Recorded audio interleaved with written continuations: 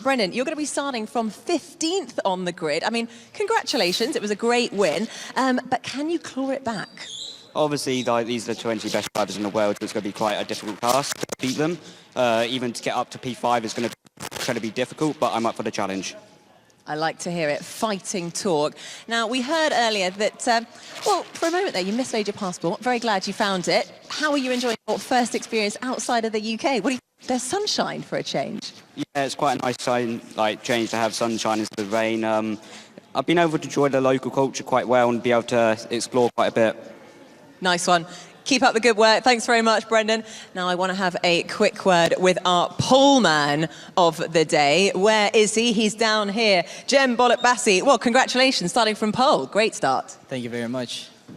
Do you think you can defend that position and continue to remain at the top spot? I mean, I'll try my best. Need to keep it clean, keep it smart. There's one more race coming up, and that's almost double points. So just need to keep it clean and do our best. Nice one. And we've also got to say a quick congratulations, because Fernando Alonso has already spotted your talent, and you're part of his eSports team.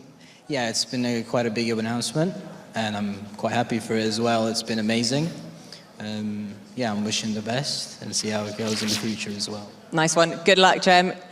Congratulations on that. Now, I want to have a quick word with Sven. Now, Sven, you came second, runner-up in the semi-finals in London. You also came runner-up in the race yesterday. And you're starting from fourth. Where are you going to end today? Can you make it onto the top step of the podium? Yeah, for this race, the plan is the podium, and of course, it's to get the big step to win the race, to win the championship. To win that championship and that pretty amazing prize as well. But the competition is tough. Are you surprised at how tough it is? Yeah, it's really, really tough, but you always see who is how fast and how it goes. You see when we are at home, we see at PC, at PS4 what times they do, so yeah, a little bit we know it. Great. Sven, well, good luck for the race. Thanks to all of our drivers. Good luck. It is pretty tense down here. I'm feeling quite nervous. Tom, how are you feeling? I'm very nervous, but I'm not the only one, because I know two casters are eagerly anticipating to get into this one. We've got Davide Valsecchi over there, and Jack Nicholls, a man with serious gaming pedigree, as this photo proves. Look at that man. Jack, even wore the helmet. Safety first, eh? Well, absolutely. I mean, that was before the days of the Halo, though. I would have had the Halo if I could have done that. I was racing Jeff Crammond's Grand Prix 2 when I was about 9 years old. So there you go. That was it. Davide Valsecchi alongside me, former racing driver, of course. Davide, Spa. One of the best circuits in the world, maybe the best one. Will be so interesting to understand how the driver will compete today. Let's race, come on, man. Okay, well, let's get on with it then. Shall we look at the grid? Let's look at the grid. As we just saw the drivers going in, starting on pole position, Jem Bollock-Bassi from Istanbul. He's going to be in a McLaren. Alongside him on the front row, Fabrizio Donoso del Delgado. He is going to be in the Mercedes. Patrick Holtzman in third place with his fellow German Sven Zerner alongside him in a Force India and a Mercedes, respectively. Alec van der Waal won both of his heats in London. He starts in fifth place ahead of Frederik Rasmussen in sixth spot. Seventh on the grid, Max Benneke, who didn't score any points in the opening race, will try and claw it back in this second race of the day, because he is starting in third place for the final race, so he's still got a shot. Joni Tormela is going to be in ninth place in the Red Bull, ahead of Salis Sautunk in the Williams. Then we've got Mads Sorensen and Patrick Crouch. Best qualifying performance of all three races there for Patrick Crouch, starting in 12th place in the Renault. Harry Jackson, the other Renault, will start in 13th on the grid. The Venezuelan/Italian Gianfranco Giglioli will be starting for Red Bull in 14th. Then there's Brendan Lee, the man leading the championship at the moment, but for how much longer? He's in front of Sonic Sautunk in the Ferrari. Nicola Fioroni drove superbly from the back of the grid in order to finish well in Montreal. He'll have to do the same again, because he's down in 17th place in front of Igor Fraga. And then it's Alberto Foltran in the Toro Rosso and Cedric Tomei at the back of the grid. It's a dry race, this one in Spa, so no weather conditions as of yet, and there is the focus on the face of Brendan Lee as he makes his final adjustments ahead of this race. But is that man there, Jem Bollock-Bassi, the 19-year-old from Istanbul. He's moving to Germany soon to study mechanical engineering, having just graduated high school, and they are all getting set for the race. And the nerves now, Davide, starting to build. Will be not easy for Jem Bollock-Bassi maintain the leadership. Just under the first corner. Not easy to try to maintain the position at the start.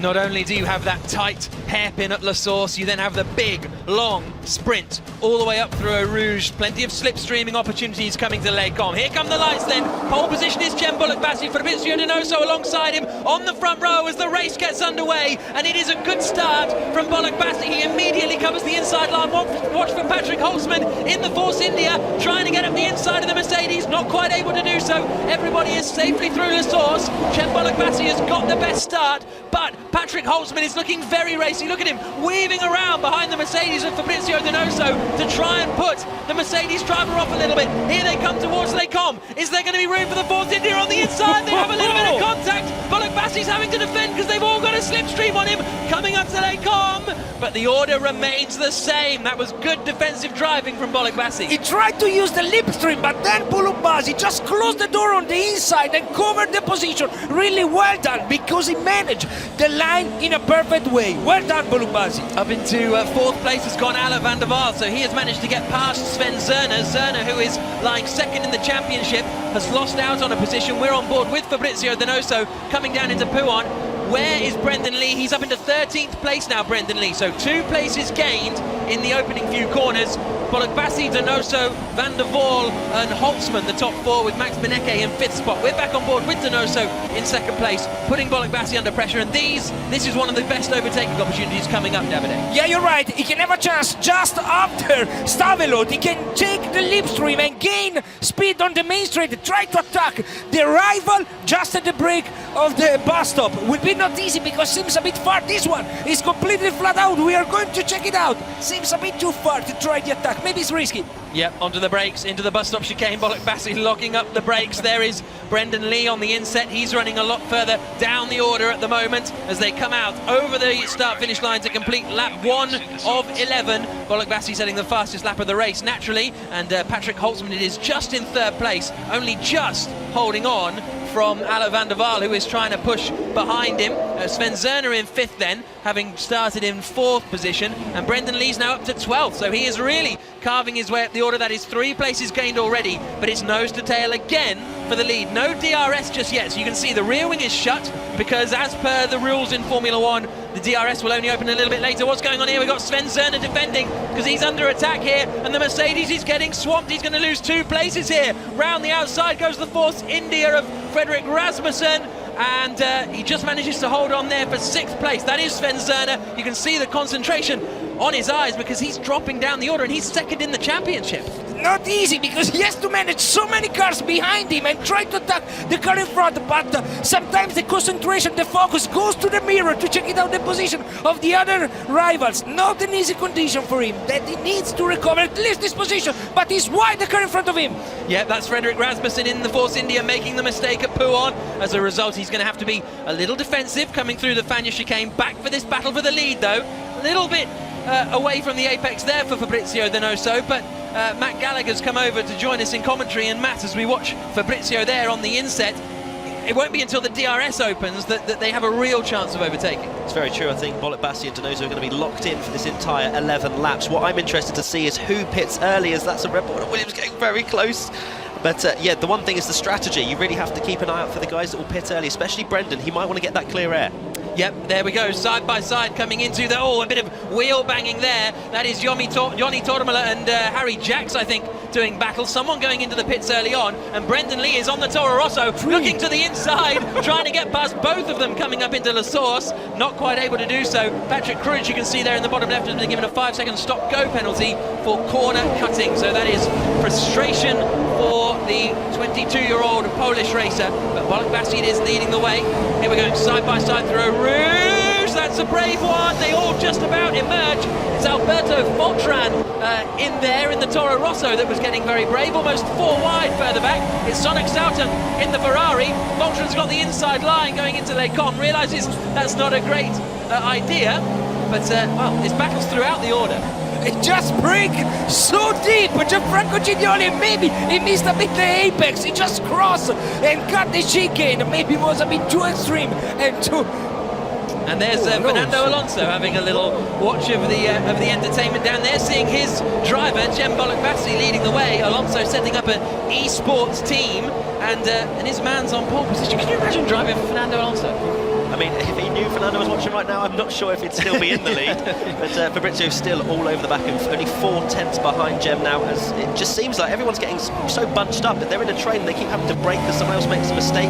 And you can see that the gaps are starting to form now, and there's certain groups of cars that won't be able to catch any further than, say, 6th, where Rasmussen is right now. On board with Mads Sorensen then, the 22-year-old Dane, who's a trainee at a shipping service, but now he is going to post off that Force India. That was a very weak pump, but I had to give it a go, didn't I? As they go side by side now into the chicane, the Force India of just holding on there, Frederick Rasmussen. Into the pits they come then on the ultra soft tyres. So what lap are we on here? I think we're at the end of lap 3, aren't we? So a relatively early pit stop. Yes, we just started lap 4 of 11.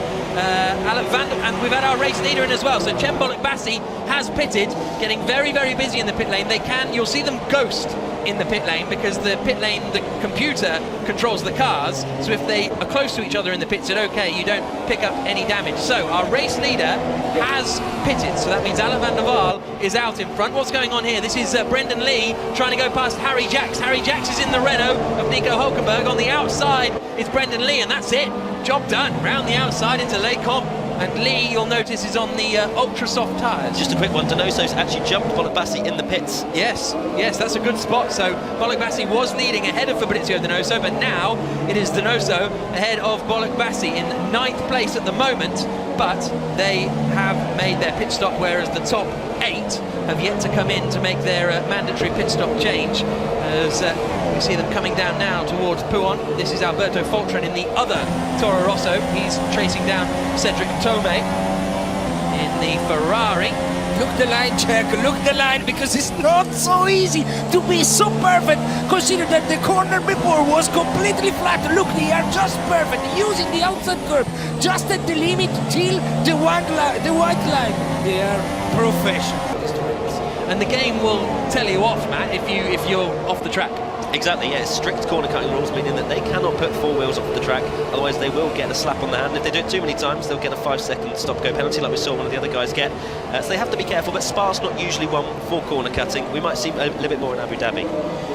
Onto the brakes, into the bus stop chicane. Into the pits comes Alain van der Waal and Sven Zerner and Harry Jacks, but Brendan Lee is staying out there, so he knows he needs to do something a little bit different. From 15th on the grid, if he wants to be up at the front, he's got to do something a bit different. And now, with free air in front of him, he needs to push. He needs to be the quickest in the track if he wants to gain position. Look at him, and the Eau Rouge is completely flat out, and then on the straight.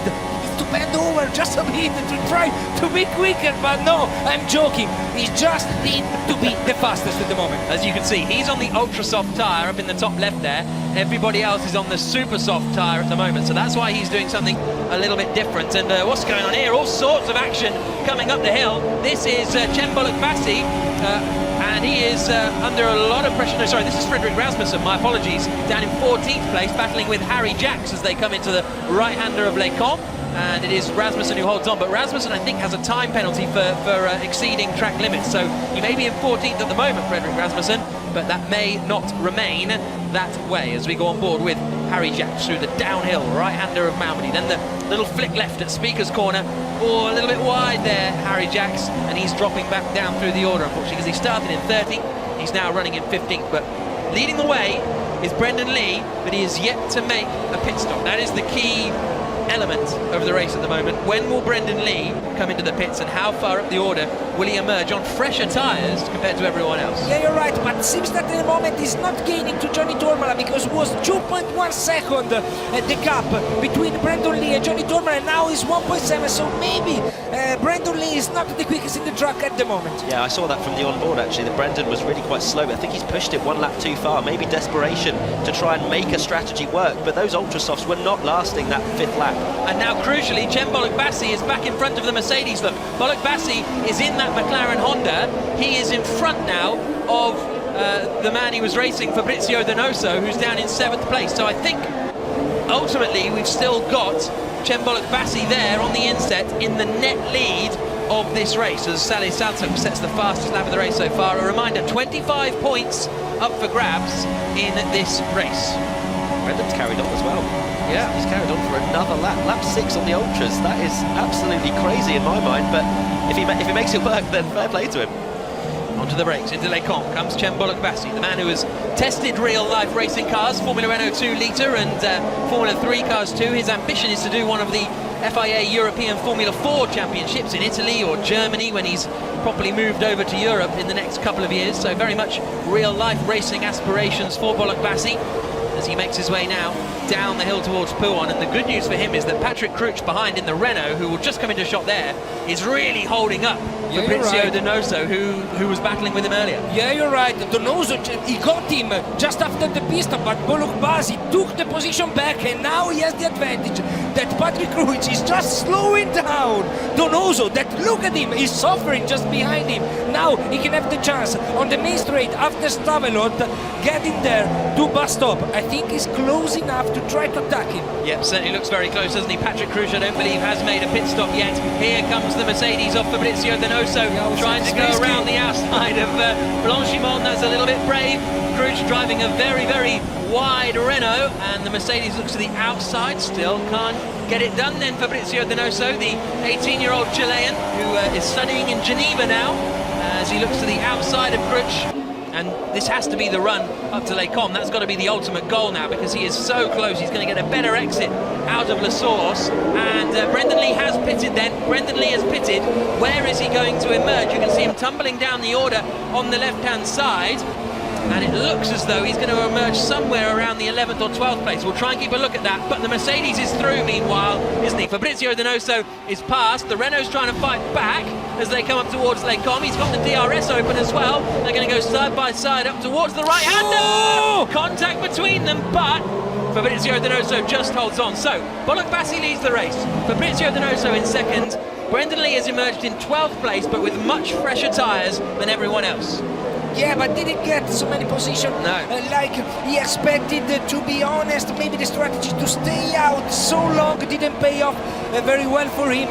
Donoso, we saw the overtake to Patrick Crouch on Renault on the exit, getting down to Eau Rouge. Was risky, was extreme, but he made it. On board we go with Alec van der Waal, who is in 4th place at the moment in that McLaren.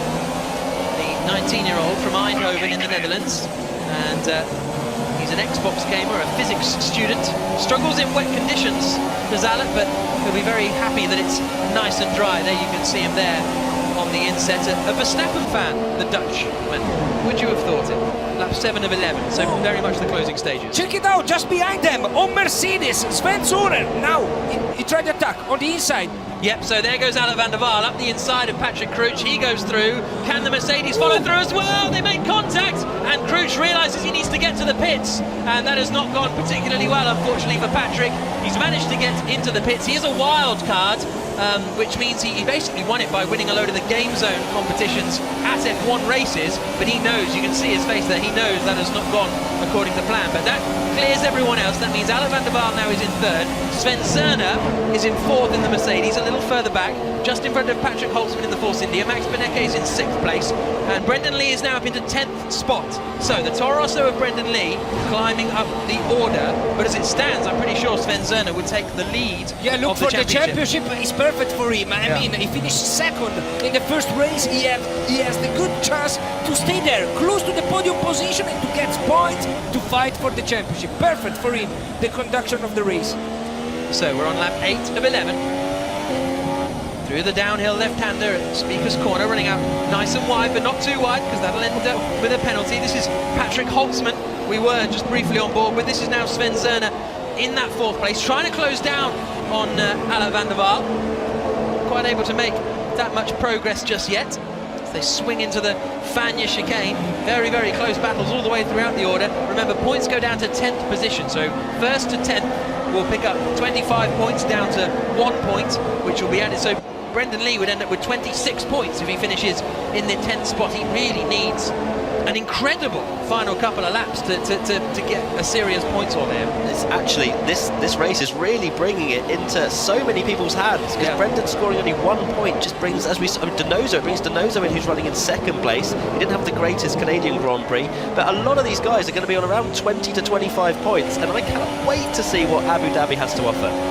On board we go with Mads Sørensen making his way down to Turn 1 at La Source. That's Max Benecke up in front, who will be happy that he's still going out there after, here is Brendan Lee, right behind Harry Jacks now. So these two have raced each other online an awful lot in the Apex Online Racing League. He has a good chance. He has a good chance, you're right, because now free air up there to Eau Rouge, and have a look.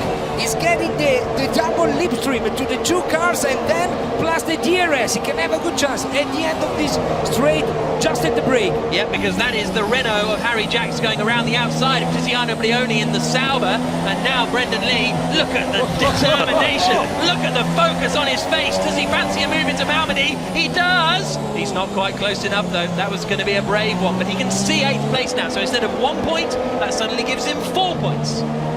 Sven Soner in 4th position is very close to Alan van der Waal, and he can have the chance to fight for the podium position.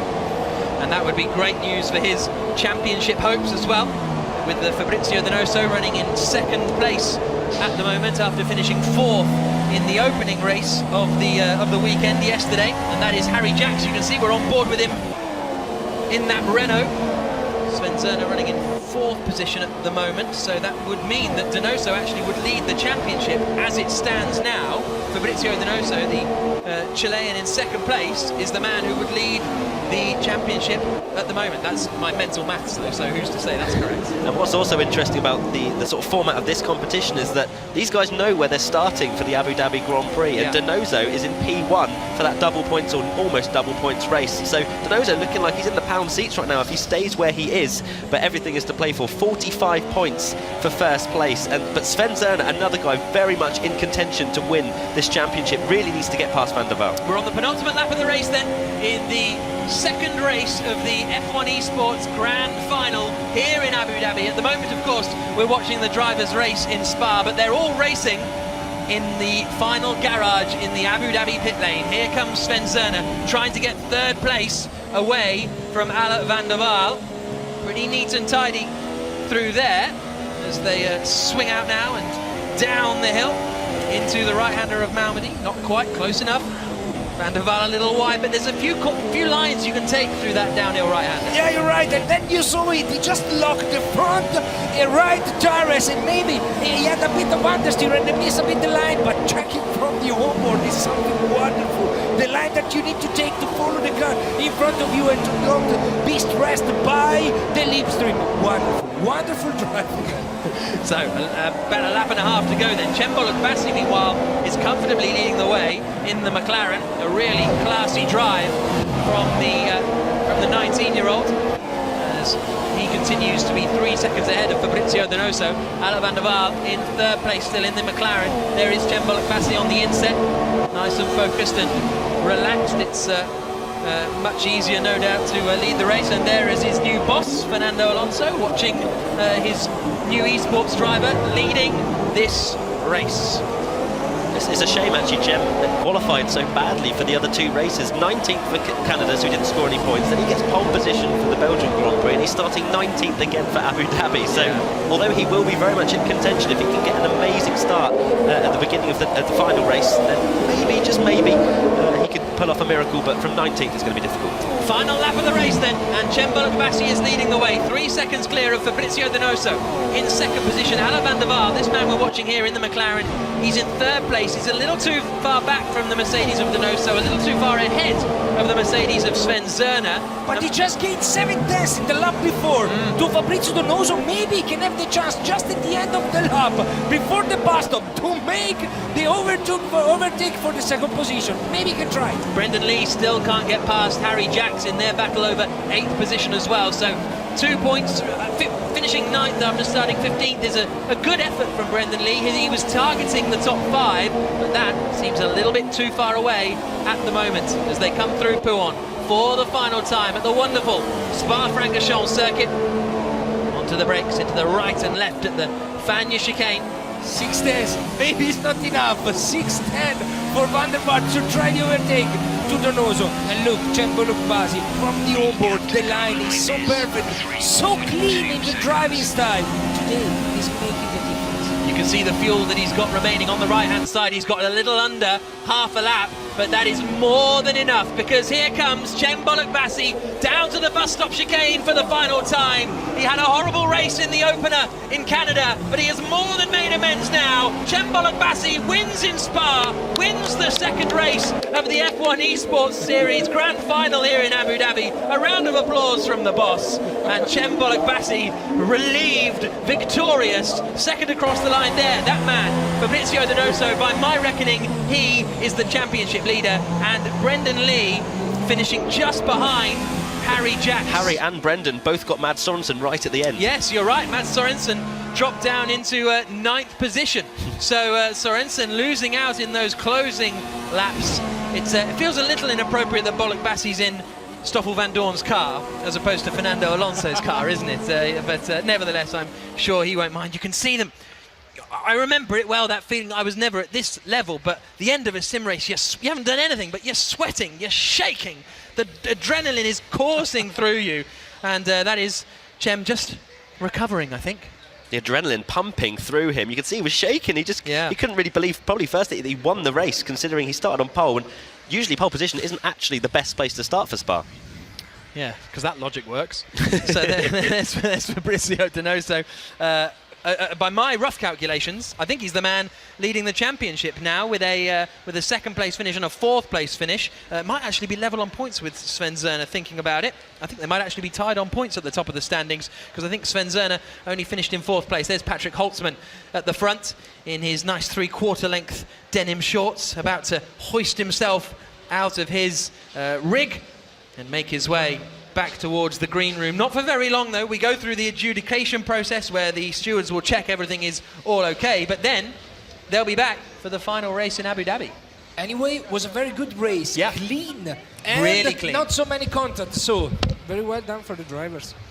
Yep, and there is Bollock Bassi pointing to the Turkish flag on his arm, and he is victorious for the McLaren team. Fabrizio Donoso in 2nd place, 3rd for Alec van der Waal, Sven Zerner 4th, Patrick Holtzman finishing in 5th spot, having started in 3rd, so I think the German will be a little disappointed with that. Max Benecke completing the top 6. Brendan Lee then finishing in 8th place, so he's still there or thereabouts in the championship fight, especially considering he is going to be starting 2nd on the grid for the final race in Abu Dhabi. Then we've got Mads Sorensen in 9th, Gianfranco Giglioli completing the top 10, and there we go. There's the end of an incredibly exciting race at Spa. The championship incredibly tight as we look forward to the final race in Abu Dhabi. Double points available, Tom. It's all very fun. How good was that, gentlemen? I mean, look at this. I mean, the Yas Marina lit up just as the race did. It did heat up. I'm tempted to jump in there. Do either of you have a towel for this, just to jump in and just to cool down a little? I'm not holding a towel. No, I'm not. Do you reckon that'll be all right? Just that amount? Is that what we're going? No, gentlemen, let's talk about this. What a race that was. And who stood up for you? Honestly, I've got a whole load of gags ready for this. The hotel is going to be furious with me for bringing that out. I will return it. Listen, Cembo Basi started in P1, ends up finishing in 1st place as well. What a fantastic drive from him. Yeah, he dominated it. He started from pole. I didn't think he'd maybe be still in 1st position after the long run after Eau Rouge, but he held on. He had a really good start. They were kind of fighting behind, and from then on he got jumped in the pits as well, but then managed to get back into the lead and dominated from there. It's such a shame that he's starting 19th for Abu Dhabi, otherwise he'd be in the mix. Yeah, and Brendan Lee, how must he be feeling? I believe he finished in 9th place. Yeah. 8th place, okay. Got right at the end. Right at the end, okay, didn't quite see that action. So 8th place, he knows that he's going to be in P2 for Abu Dhabi. It's almost double points are up on it. What will be going through his head at the moment? Well, I think he would be happy with his race itself because it was very strong. You know, starting 15th, it's a very hard track to pass in Spa. But I think the problem is it's Fabrizio. Fabrizio did a great race, again, getting 2nd, which is great. We know he's on pole for tomorrow. So I think the strength is moving towards Fabrizio. But Chen there, that was a very good race. Why? Because he took a lot of pressure, absorbed it, used it to his absolute maximum, and then he was able to come out with that race win. So I think it was brilliant being able to absorb all that pressure. crash all the way through the race. Now I love this. As you can probably see, you might not be able to quite see, but just joining us up on the top of this villa is the one and only Mr. Cem Bullock-Bassi, who's just won. But more importantly, Fernando Alonso is going to be joining us in just a second, I believe. What stood out for you? Is there any surprises from that race? Someone like Patrick Holtzman dropping down to 5th, he will be kicking himself a little bit from that particular drive. Yeah, for me, he was the fastest in the qualifying rounds. He was the fastest for the race times. So for me, he was one of the favourites easily, and I thought he'd maybe challenge for the win, but he didn't seem to have the pace. Cem just came out of nowhere. He had such a bad Canadian Grand Prix as well, and to then just come and win by 3-4 seconds around Spa, which usually is where the cars just follow each other in the slipstream, especially in F1 2017. But he just dominated. So at the moment, I have absolutely no idea who's going to win this race. Well, I think it's a typical situation. It's a guy who enjoys that track. Yeah. And when he enjoys a track, he can actually perform that much better. That's what we saw today. Now, don't forget those places are provisional because we will be throwing down to adjudication. And I want to know what's going on down there because we will be confirming the results as soon as we can. But it's all still to kind of play for. They probably will be running through the head. Did I overtake? Did I make collision? You know, so they'll be running through the circuit as it happened, I guess. Was that what happened for you, Johnny? Yeah, I think so. I think they just sort of be going through the whole process just to see exactly what happened during that race. But I think it was a very good race, a very clean race at the same time. There was a lot of respect from the drivers, and the actual skill was very good. Their judgment was brilliant, and they placed the car very, very well at the same time. Yeah, you were telling me at one point, you know, the F1 drivers are showing a lack of respect sometimes for the circuit, whereas that you did say that how they really just like you said, that just genuine respect. Yeah, the track limits. There was hardly anybody I saw actually went off, which was absolutely brilliant. So again, just showed that the concentration level was very, very high. I saw Cem at the end. There was a bead of sweat across the top of that forehead. So it was, you know, it was massively important for him to actually get that race win. And I think that, job done. Okay, well, I'm going to grab this stick mic because I believe Fernando Alonso, two-time world champion, will be joining us in a second. Big moment. He's joining us now. Cem Bullock-Bassi, the handshake for you. Fernando Alonso, come and join us. Good job, well done. Good stuff. Now listen, here we go. Good job. First of all, if you don't mind, I'm going to come to Cem first, Fernando. Cem, talk us through that race. It went perfectly. Yeah, it was the perfect race we wanted. We kept first place after Eau Rouge, which was my main concern because the slipstream was high, and then it was also, I mean, it's a long straight, so I was expecting someone to at least make a move, but then Fabrizio was actually on my outside, but luckily gave him the outside, didn't have traction in the middle of the corner, and we kept it, and then after that was just low risk, and then just finished the race really. Yeah, and you seem to be smiling because you've got pole position where you won that 25 points. Yeah. Now you go back into 19th for Abu Dhabi. I didn't mean to bring it up, but I feel like we should. What's your mind space at the moment? For every race, I have the same mindset. I'll do the best as I can and leave the rest really because that's as much as I can do. And I had a problem in qualifying in Abu Dhabi, just lost concentration for a split second, and my lap was invalidated because I extended. So it happens, I guess, but I mean, we need to do the most of them again and climb as many positions as we can, really. Yeah, now it looks like master and pupil standing here, Fernando. Now he's the master. Of course, and I hope he's taught you a few things. But listen, Fernando, obviously working with this guy, you must be very proud of him based on the fact you're now entering into the world of eSports in terms of creating a team. Yeah, definitely very proud. You know, first of all, I think it was a great race. You know, and a little bit unlucky yesterday, but you know, great race, great entertainment. You know, from all of us outside. You know, even if it was a little bit nervous as a team principal now to watch the race, you know, I would like to talk to him sometimes to calm down when we have a good advantage. But you know, I mean, it's a world that is. You know, a massive thing now, and it will get better and better with the years. So I think it was the right time for me to step in and hopefully make a contribution and hopefully link the two worlds a little bit and try to have a professional platform for e-gamers. Yeah. Well, I tell you what, Cem's been walking around with a real swagger. Now he's had a couple of pictures with you, Fernando. Got to ask, what do you think of the scale of this eSports and the F1 eSports series? I think it's a starting point. I think it's gonna he's gonna get bigger and bigger. He will grow up very quickly in the next couple of years. And as I said, I think we all have a gamer inside, you know. So there are millions and millions of people playing every day, and I think it's the right opportunity if we put everything in place to make this a huge thing. So it's what we are looking for. And have you had a go yourself on the simulator? Not yet, but I will not do it here publicly. You know, No, okay. I need to do it in private, and I need to compare the times a little bit before I make them public. But yeah, with our team as well is something that we want to do. Amateur players compared to our pro players, and also compared to myself. Hopefully, I'm on the pace, and yeah, get everything, you know, involved in the eSport and have fun. That's the first priority. Yeah, so you're definitely saying party. There's parties going on behind in the boats. If this man becomes a champion, are we going to see you out party celebrating with Cem? Just before tomorrow's a big day, isn't it? Tomorrow night, you know. Okay, tomorrow night. let's have a deal for tomorrow night. Okay, Matt, I've got to ask, and Johnny, how important is it for someone like Fernando Alonso to get behind esports in the F1 world and driving in general?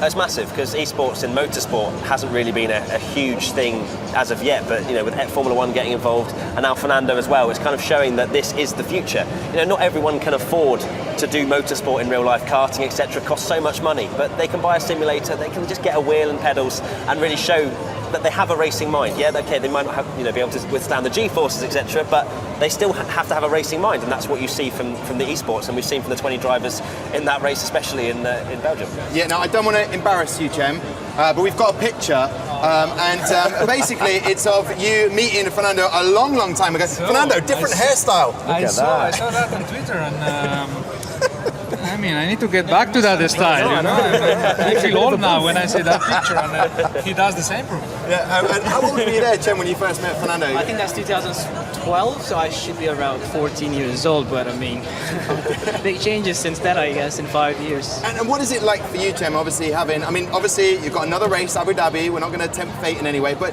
how amazing for you is it to have Fernando sign you up as a team for esports, and obviously he must have been an idol when you were growing up. Yeah, of course. I mean, I've done real racing as well with some experience with Formula 4 cars, Formula 3 cars, but then I had to turn back to simulators because the budget was super high. And then I always grew up looking at Fernando, so now being able to race with him, maybe some game zone action, F1 game zone action tomorrow, we never know, but... Wow, a few challenges there. Fernando, I just want to ask, so what does it entail with your particular involvement with the esports team? Is you going to be offering coaching to these guys? Well, I think it's still to be discovered, you know, and we have unlimited options out there, you know. So first of all, I think we like to give my input on the simulator. We are partnering with Logitech on this project, and I think we have a few ideas of improving simulators and bring the professional side to every house, you know, for every gamer. And a part of that, yeah, I would like to also, you know, study a little bit what our pro players make in terms of preparation. I think the reflex time and some cognitive results are quite interesting also for us, for real car drivers. And I think we all can learn, you know, from each other and make our team or the game or the real car better. You mentioned there about the real drivers compared to esports, but how far do you think we're off from seeing someone like Cem becoming a test driver for one of the teams? Or I think it's there. We are already there. We saw also the world faster gamer on McLaren side that guy Rudy will be our test driver in the simulator. I think you know, we need to think also this idea of our pro players in the eSport team have some tests in the real cars, because I think there is a lot of potential there for go-karts, for Formula 4, as Cem did, and huge potential, you know. I think, I said, very early days, but unlimited options. Okay, now I don't want to keep you talking. I'm trying to make sure Johnny's got a bit of a sore throat at the moment. I know you're going to be talking in your car tomorrow, but I would like you, if possible, to talk through Cem's race there, maybe just to give a little bit of analysis, if you don't mind, on the screen in front of you. Well, I saw the race. I think the start was great. I think he knew that he had the pace. If he stay out of trouble, there was some tension there in the pit stop time, but it seems that he was everything was under control, and yeah, it was also a surprise to see a McLaren winning. You know, let's say that. I don't really know how to respond to that, but two McLarens were in the podium actually, so it was even more surprise. It's a beautiful sight, right? Proves it's possible. Yeah, now you know I have all the pressure for tomorrow. Yeah. But obviously, Cem, you mentioned about how you thought people were going to test you a bit more. Obviously, wiping the face there, a bit of tension, a bit of nerves, seeing Fernando clap you along. Again, did you feel like they were going to test you a bit more there? I think it was a pretty close race, to be honest. Besides Fabrizio making that mistake after the pit stops, I actually don't know what really happened in the pit stops. I think I released the clutch a bit too late, so lost like a couple of tenths, and then lost the position in the pits, which was an interesting mistake. I wasn't expecting that to happen. But then again, with his mistake, I had like a clear gap, and then when we were overtaking the guys in the different strategies, I had some positive sides, I guess, which helped me out. And then carried on with just low risk because I know I had the gap, and it was quite difficult for him to close down a 30-second gap in like 5 laps. So I tried to not get any warnings or track extensions and all that, just finish the race and bring it home, really. Yeah, I don't know if you noticed, I was nodding to the sound of the music in the background, but that's because I was agreeing with you. I've got to ask, and because we were talking about how much are you aware of what the other drivers are doing around you, Cem? Well, up until I think 5th position, I can just follow the map and then sometimes ask my engineer, talk to my engineer in game. But I mean around you, either side, because the simulators are all... Yeah, well, luckily the guys next to me were not really that close to me, but actually that's kind of a positive thing when you have your competitors next to you, because you can see where exactly they are compared to you in the straight line, and then you can just change your defensive line and all that, take the defensive line, which is something we can't do in real life, of course, but we need to benefit these as well. But it's an amazing environment, a LAN event, of course, in Abu Dhabi Grand Prix. Well, what more could we expect, really? Yeah, and Johnny, I know that probably they're going to ask you, some of the drivers, have they cornered you to ask you a few sort of tips? Well, again, they do. I think like Fernando, you know, the biggest thing I think with driving is the mental approach that you have and that mental strength that you can take into a race with all that pressure that Cem was under. It was the ability for him to actually just absorb it and then just carry on and look in front, and that's exactly what he did. That's, I think, the biggest strength Fernando's got. He's got that strength of, you know, the 2 World Championships he's had, the pressure that he's been under at the same time, and he's dealing with it, and I think that's what we saw today. So these two go together rather well. And Fernando, before we say thank you very much and let you get ready for the big race tomorrow, any tips for Cem and the rest of the drivers for the Abu Dhabi Yas Marina circuit? I think track limits will be one of the things that they have to deal with. And you know, yes, as Johnny said, now I think you know, stay calm, enjoy. You know, it's a tough moment, you know, when you get there and you try to do an extra job. You know, you have to do what you have inside, and you know, not try to overdrive, because you know you will pay the price after that. So I think they are professional enough to do that. They are the best in the world doing that, and you know, we are here just to watch them and to enjoy the race. Okay, well, thank you very much. I can smash it in Spanish. Muchas gracias. Enjoy the rest of your evening, because I believe we could throw right down to Nikki right now. Where are you at the moment, Nikki? Well, Tom, I have been given some rather exclusive access. I am here for the first time ever in the adjudication room. Now, of course, we've seen Cem Bolotbasi win on the track, but it's up to those adjudicators to confirm whether or not that is his official race position. Mark, tell us a little bit more about what happens in this rather secret special room. Full of screens behind, lots of marshals. What's actually happening? Well, this is the adjudication room. This is where we keep an eye on all of the racers who are partaking in the race. As you can see on the big screens behind us, we have the views of every single player who's in the race, and we make sure that they abide by the rules, essentially, that are set for the race. Therefore, any players who might bump players, who might go off the track, sort of get some unfair advantages, we try and keep an eye on that and make sure that doesn't affect the final result of the race. Good. Now, it looked, from my humble perspective, like a relatively clean race. Would you agree with that, or were there more incidents than we spotted? I call it a bit of a nervy race. I think it was the first one of the second race of the finals, and I think we had 54 incidents in total to review, which is slightly above normal. We normally look at 40 as sort of being an average. But we've also had the results in from that, and there has been no incidents or penalties to put forward to the players. So in total, it was actually quite a clean race. Really? Well, that's fantastic. So does that mean that the results on track will correspond to the official result, or do we still have to wait for the adjudication process? We'll wait for the official results to come out, but hopefully it should look like that. That's sounding very positive, which is good because we've just heard Jem and Fernando Alonso basically say how perfect his race was, and I wouldn't like to tell them otherwise. Yeah, I mean, it's perfect as perfect could get, I think. Brilliant. Thanks very much, Mark. Back to you guys. Oh, it's possible. It's fine. Right then, here we go then. Gentlemen, people are leaving by, not even away from Jem there. Nah, never mind. Listen, gentlemen, we heard there about adjudication. Should be much longer before we find out a few things there. But so nice of Fernando to drop by. Were you ever, in terms of going before a race, how did you sort of treat the evening? Were you sort of going around doing interviews like Fernando there? Yeah, it carries on exactly the same. Nothing has changed since when I was doing it my last year in 2000. And, for Jem, it's the same thing. He's going to be under a lot more sort of scrutiny. Media are going to want to talk. And, of course, that just adds to the pressure, as we were discussing, the way you have to absorb it. Matt, now, Noe from WTF1, interviewing a few drivers here, there and everywhere, getting to drive in a Renault, an F1 car.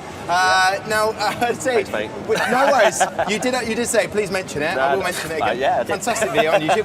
The thing is, Matt, obviously seeing someone like Fernando just watching there, would that have spurred you on, or would that have been a sort of real panic moment?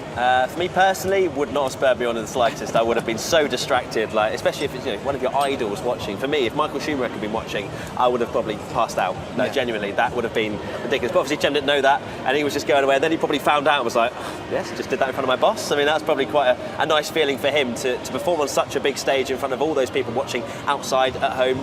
And I mean, what a special occasion just in general.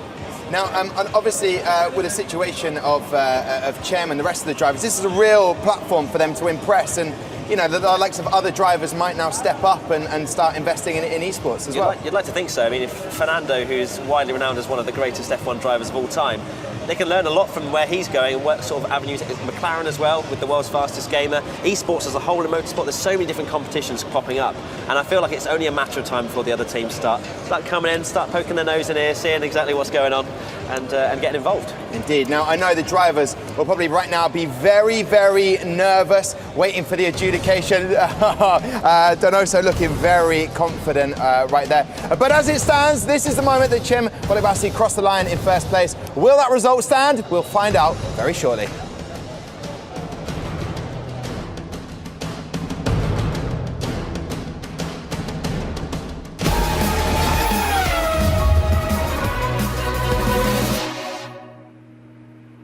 My name is Alberto Foltran, and my nickname is Alberto22243. I'm from Italy.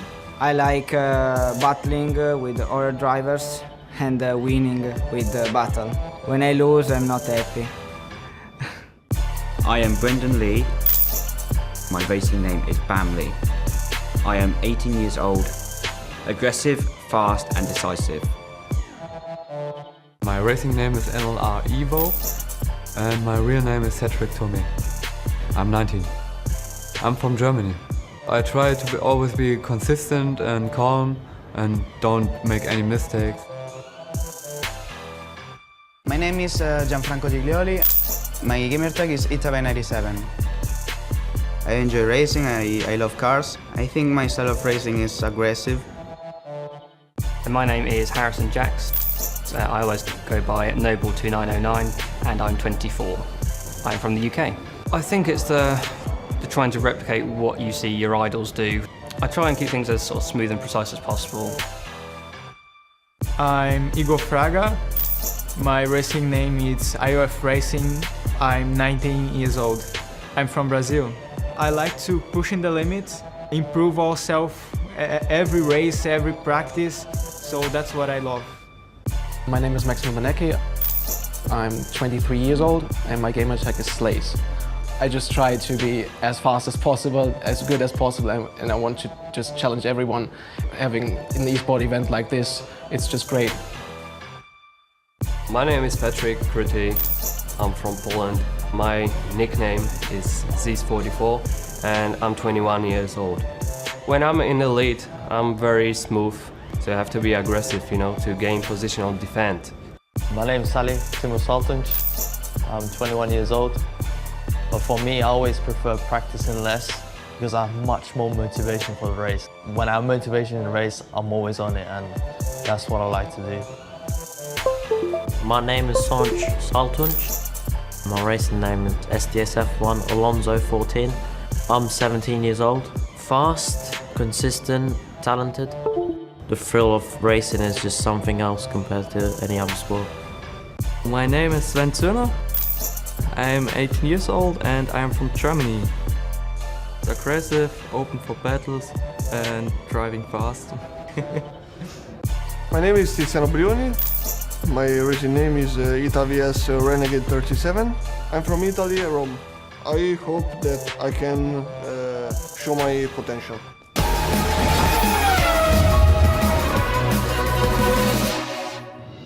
Spa. One of the best circuits in the world, maybe the best one. The race gets underway. There's a bit of contact. Bullock Bassey's having to defend because they've all got a slipstream on him.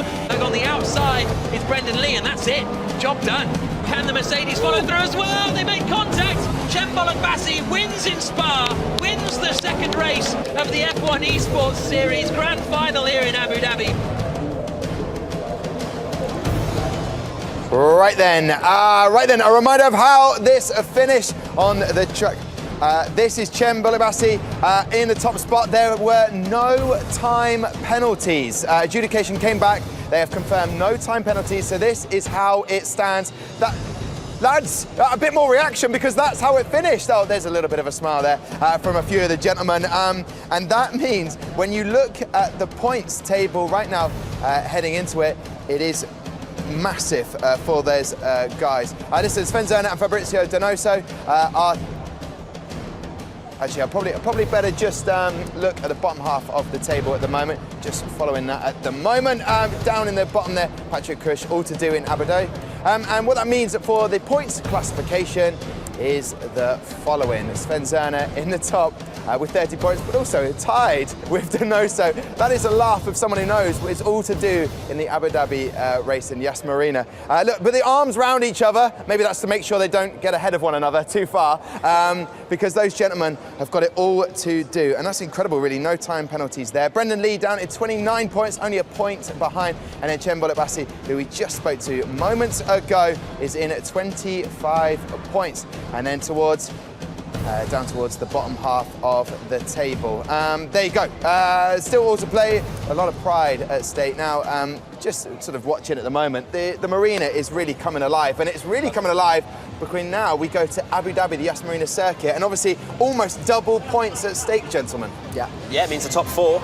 If any of those guys win, they've won the championship. That's it. There's no other permutations. Doesn't matter who comes second, third, or fourth. So it'll be interesting to see if these guys, because the grid, which we'll go through in a little bit, is so close, it's so tight, and I cannot wait to see if is desperation going to kick in with it 1 or 2 laps to go. Johnny, you know, if you were there 1 lap to go and you know you have to throw a dive ball up the inside of the guy in front of you, would you do it? You've got to have a calculated dive up the inside. You don't want to throw it all away, because this is all about having the race of your life to get this race win. Indeed, Johnny, and look at that, first, second, third and fourth. It's all to play for those two gentlemen, and right on the grid to start with Donoso. I mean, there was a lot of smiling going on from those boys down there, but the pressure, out of nerves, you're saying, Matt? Okay, fair enough. But it is, that's the grid, that's how it looks when we go into the Yas Marina circuit.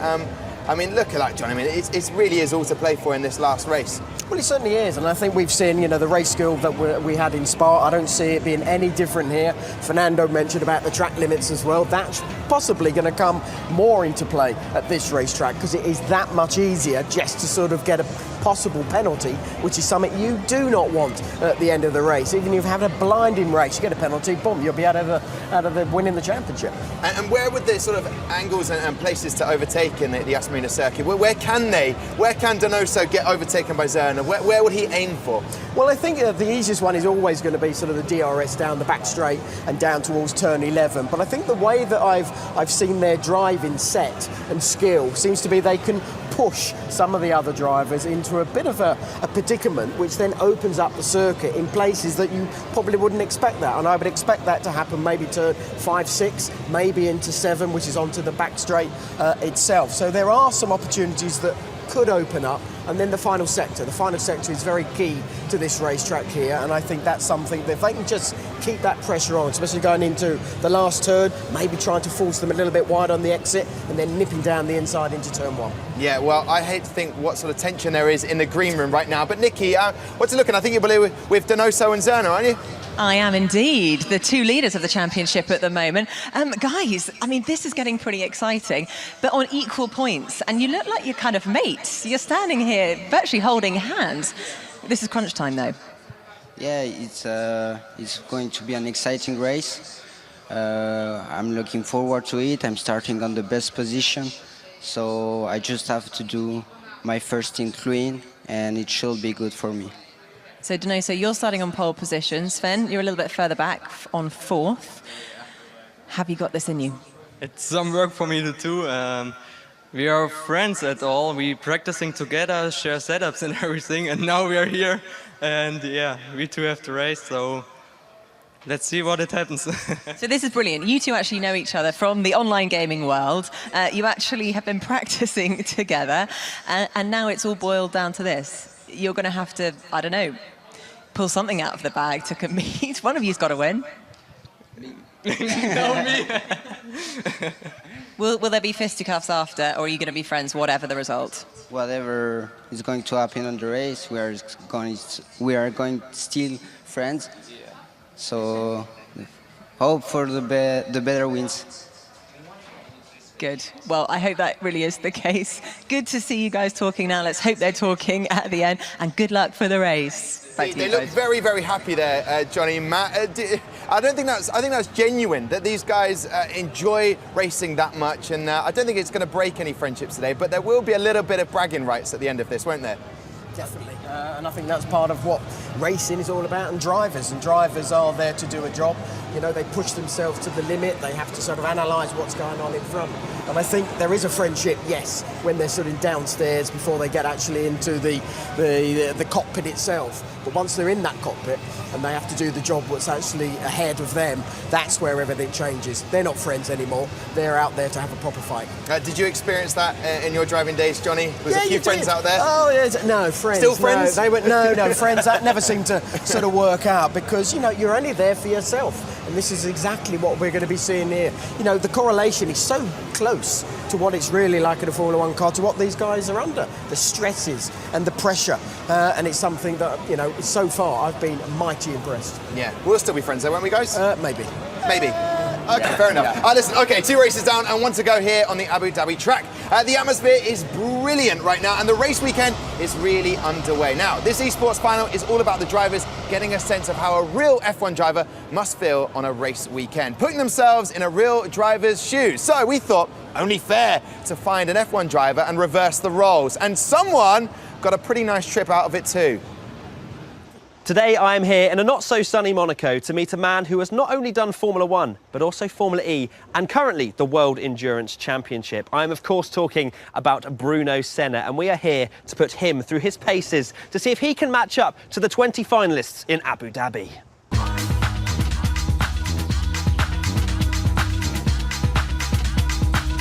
Bruno, thank you very much for inviting us here. Let's talk a little bit about your racing first. So what's it like racing in the WEC at the moment? Well, it's fantastic. There's many very cool race cars. The LMP2, which is the championship I'm racing at, the race cars are just pure race cars. And it's the racing's flat out. So let's turn a little bit now to gaming. Are you a gamer yourself? Do you like to dabble on the PlayStation now and again? I actually love gaming. Most of my teenage years, I was flat out playing games, and I had the steering wheel and everything. I really want to deliver today. Okay, we have to. Let's start the race. It's just getting closer and closer to reality. When I was in Formula E a few years ago, we did a few competitions against pro gamers. Yeah, gamers, they kicked our asses. Can Nico go for the undercut? No, he can't. No, he's covered it off beautifully. I've got too much experience.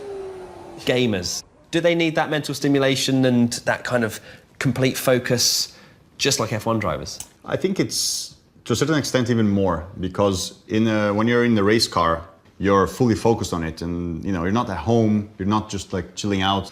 I think the mental challenge for the focus, for the consistency is even harder when you only have visual stimulation. So this track is what the drivers will be racing around. What do they have to look out for? This track is not so easy to overtake, in fact. It's actually pretty tricky because the corners are sort of like all in sequence, and the temperature and everything, they sort of like punish your tires a lot. What do you think that winning person will need over the rest of the field? Well, the talent for sure.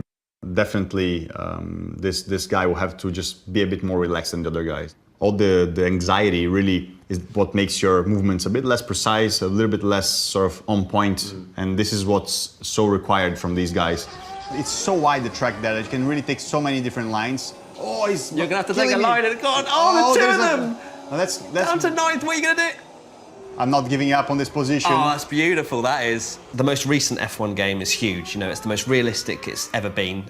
What can it do to attract more fans to the sport, do you think? Most kids, such as me, started following F1 because of a family, because someone really was influential in their time. Now the young kids are more and more into games, into electronics, into phones and so on and so forth. And I think the video game bringing people into the real motor racing, real F1 will be, you know, a really attractive proposition. Around the final corner, it looks wide. like... Come on. Yeah. Yes, I'm gonna get 7th place is not so bad. P7 for a McLaren. It's good, good important points. Yeah, for the team were very happy with that. Right, here we go. Here we go. I think you're gonna spin out of one. Good, thank you for the support. You can get a game, play as much as you want until your parents tell you to go to bed. Or if you don't... And then you ignore that. And then you ignore it. Or if you're living alone, then you can just play for 24 hours straight. Is that what you used to do back in the day? Yeah. It really has, it's gotta be. Oh, what the hell? Yes! Oh my gosh. I've saved face. That was an absolute competition, so thank you for inviting us and letting us play here. My pleasure. Thank you for inviting me. Next time I'll be more practiced. You'll be practice, yeah. You can take me on again. Yes, absolutely. Thank you. Look at this cheeky chappie's face after beating Bruno Senna, that ex-gamer. Look at that. An ex-driver, what a man. Congratulations. Listen, after this very short break, we will be looking ahead to the big finale around this Abu Dhabi track.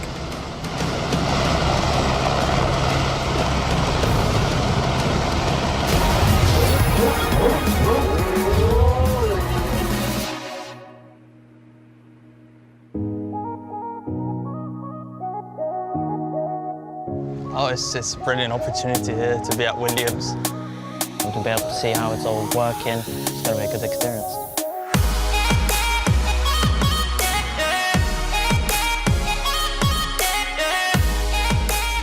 Here we've got the very first car from our history. It's amazing. It's so light as well. Can I take this? Great start, we have to hang on to that.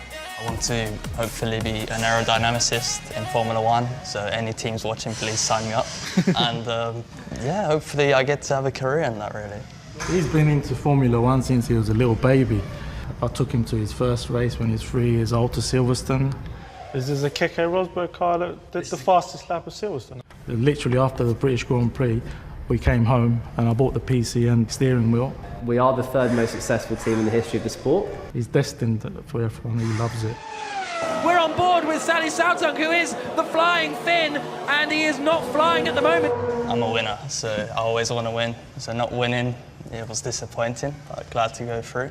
But my brother, he won, so I'm happy for him. And it is going to be Sonic Sautunk who comes out of the final corner in the Williams, and he wins Heat 3. And surely books himself a place in Abu Dhabi. It was really unexpected, to be fair, starting 9th. I think I gained like 3 or 4 positions before turn 1, so after I pitted, played it tactical and then started pushing at the end and then Why are you giving a secret away? It's a dream come true.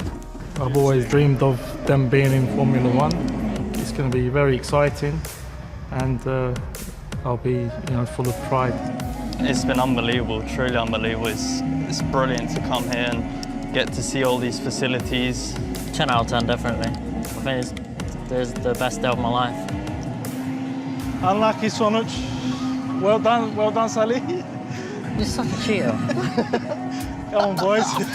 If I'm not crowned, I hope he is. Same, so I am. So thank you so much for the tour, Alex. You're welcome. Good luck in Abu Dhabi. Thank you. Hope all goes well. Thank you, Alex.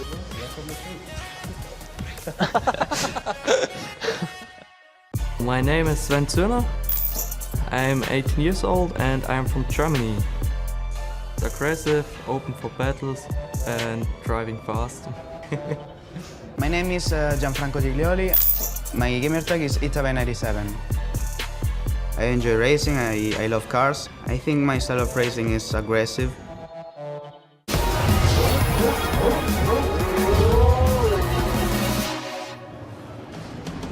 So, welcome back to the F1 Esports Series final. What an amazing day of racing we have had already. Cem Bullock-Bassi started in P1 in qualification and then managed to hold on to that top spot and now goes in to our last race of the day, Abu Dhabi. We've already had a chat with Fernando Alonso. We've all had it. Apparently we're going to be friends with Matt and Johnny Herbert and a man who is joining us right now, Mr. Sean Bratches. Can I call you Mr. F1? Is that allowed? That's permissible. Okay, fair enough. How impressed have you been with the whole esports and everything that's gone on so far today? Well, I think it's a massive opportunity for the Formula One brand and our interest in candidly growing the fan base and keeping a younger fan base, engaging people in different ways and creating excitement about this fantastic brand. So in addition to what we've seen on the grid, we're trying to kind of broaden the scope of how fans can interact with Formula One.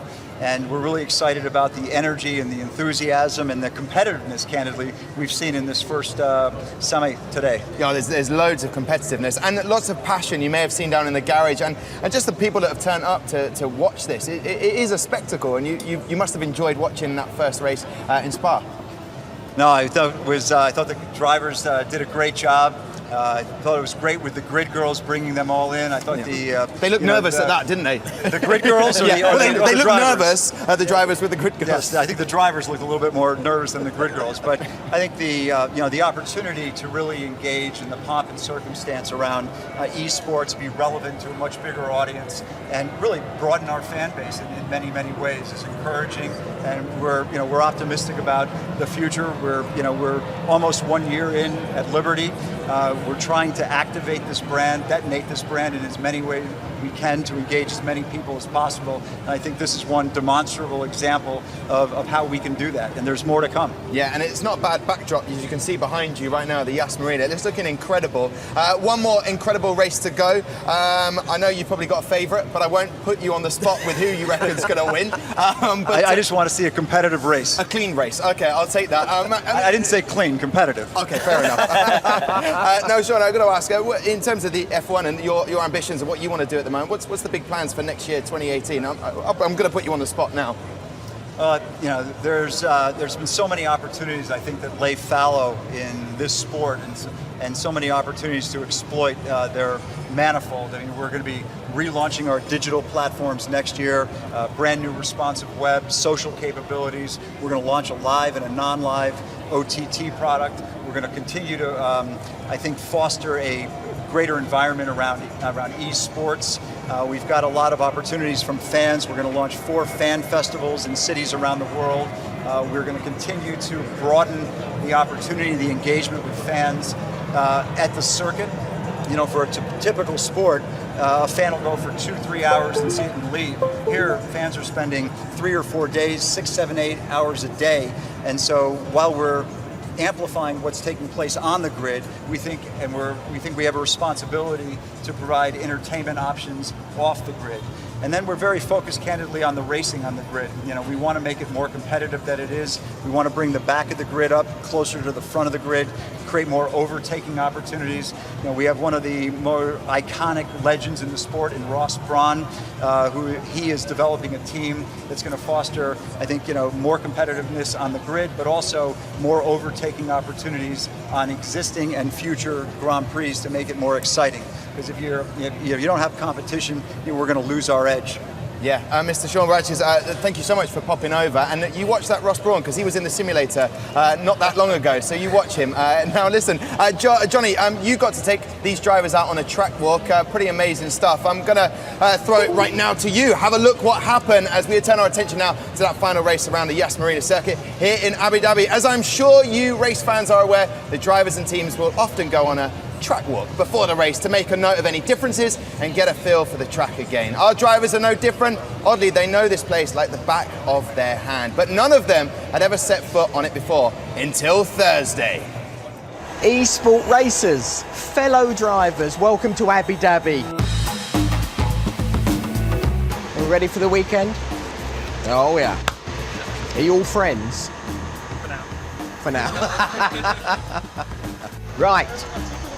The pit lane.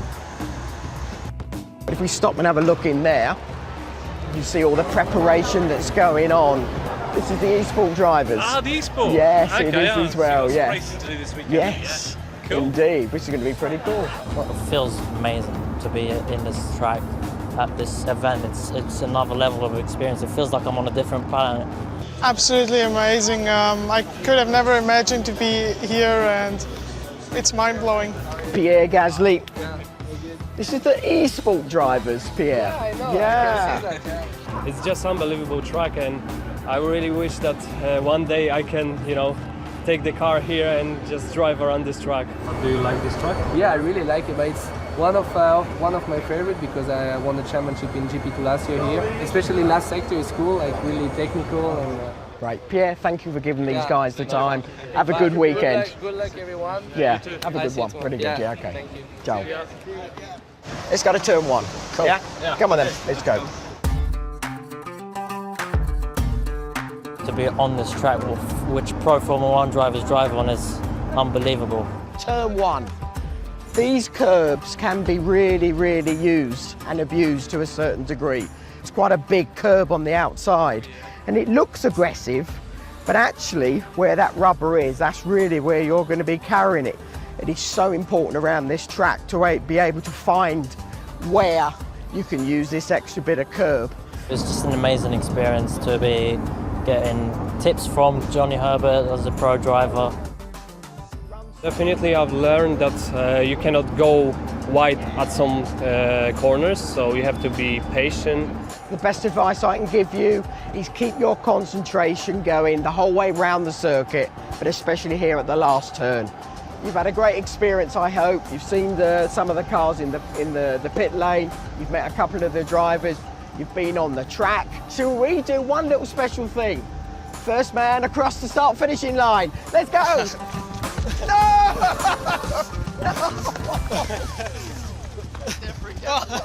Yellow flag, yellow flag. I tell you what a great turn of a pace from you. Just bang, out the traps. I don't know, it was that cripple running at the back, hobbling around at the back end. I'm getting too old for all this. Even Davide Valseki's laughing at me, look. Yeah. What did it feel like being a sheep herder, taking those 20 lads Well, around I the lost track? my sheep. Yeah. They all disappeared off anyway. Brilliant. It was great for them guys to have that experience, meeting Pierre Gasly, for example, and actually getting onto the racetrack itself. And they thoroughly enjoyed it, which is great. And just seeing that excitement on their faces, and they've got to forget about that now, because hopefully they've taken on your tips ready for this Abu Dhabi race. Matt, how are you feeling?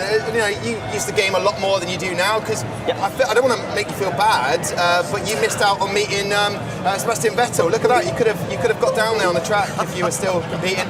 There's Ben Eke, Patrick Holzman, and Cedric Tome there getting a little shot. So do you feel a little bit guilty? Guilty? Well, not really guilty. No, I've met Seb once before actually, so it's fine. I played some golf for them actually. He's not great. No, he's stick to driving. Well, that's what happens if you go pitch and putt. Listen, I can tell you now, the drivers are in their sims, getting very ready to start this race in Abu Dhabi, where it's all to play for, because obviously those points mean prizes, and they could be getting that huge prize that money cannot buy. Listen, when we come back, we'll have all the action for you, so don't go far.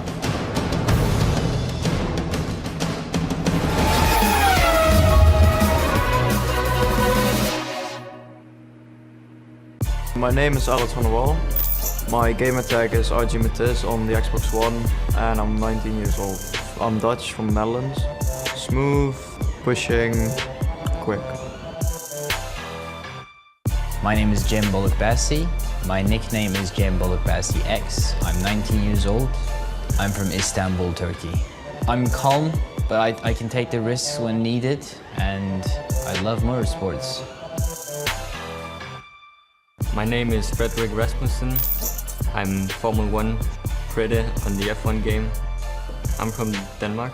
Adrenaline, trying to be fastest, cool. My name is Matt Sørensen, and my racing name is Mr. Hamilton 44. I live in Denmark. Fast, consistent, happy. My name is Patrick Holtzman. My gamertag is Impulsive Racer, and I'm 23 years old. I like the adrenaline that racing gives you. I'm a perfectionist, and I'm always looking for any details where I can improve and try to learn from day to day. And my name is Harrison Jacks. I always go by Noble2909, and I'm 24. I'm from the UK. I think it's the trying to replicate what you see your idols do. I try and keep things as sort of smooth and precise as possible. My name is Patrick Kryty. I'm from Poland. My nickname is Zis44, and I'm 21 years old. When I'm in the lead, I'm very smooth, so I have to be aggressive, to gain position or defend. My name is Sven Zürner. I'm 18 years old and I'm from Germany. Aggressive, open for battles and driving fast. My name is Alberto Foltran and my nickname is Alberto22243. I'm from Italy. I like battling with other drivers and winning with the battle. When I lose, I'm not happy. I am Brendan Lee. My racing name is Bam Lee. I am 18 years old, aggressive, fast and decisive.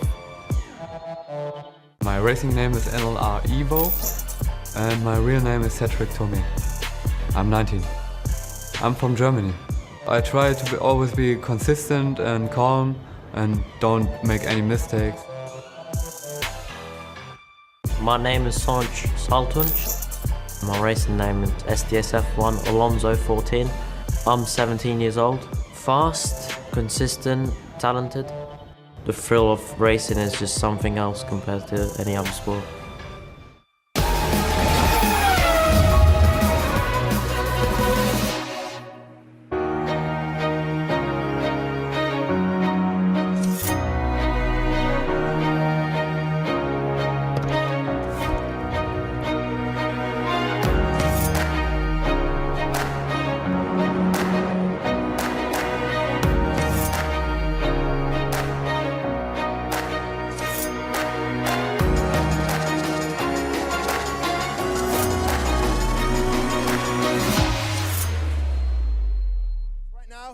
With the drivers ahead of this final.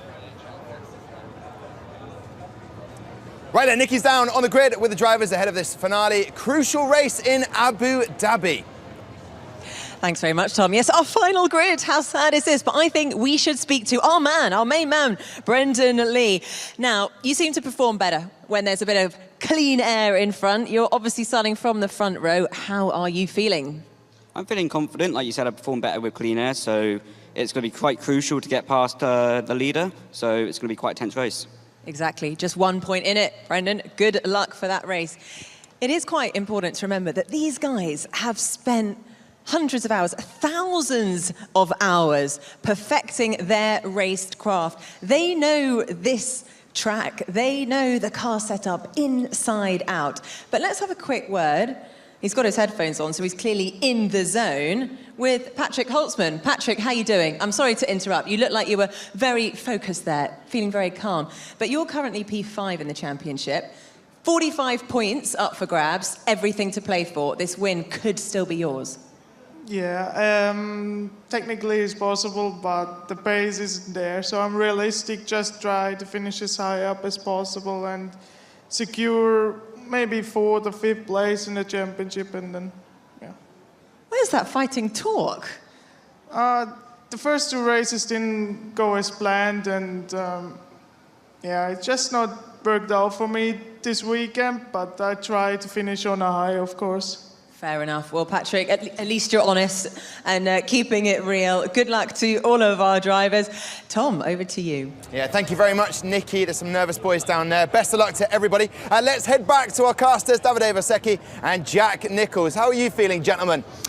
I'm all right. Yeah, I'm all right. Since you've been doing all your filling, I've had a little bit of food and we've had a little bit to drink. And yeah, we're pretty excited. This is it. This is what it all comes down to. The first ever F1 eSports champion about to be crowned. And there's no doubt that that is going to be incredibly exciting. So I guess, Davide, without further ado, let's get underway, shall we? Yeah.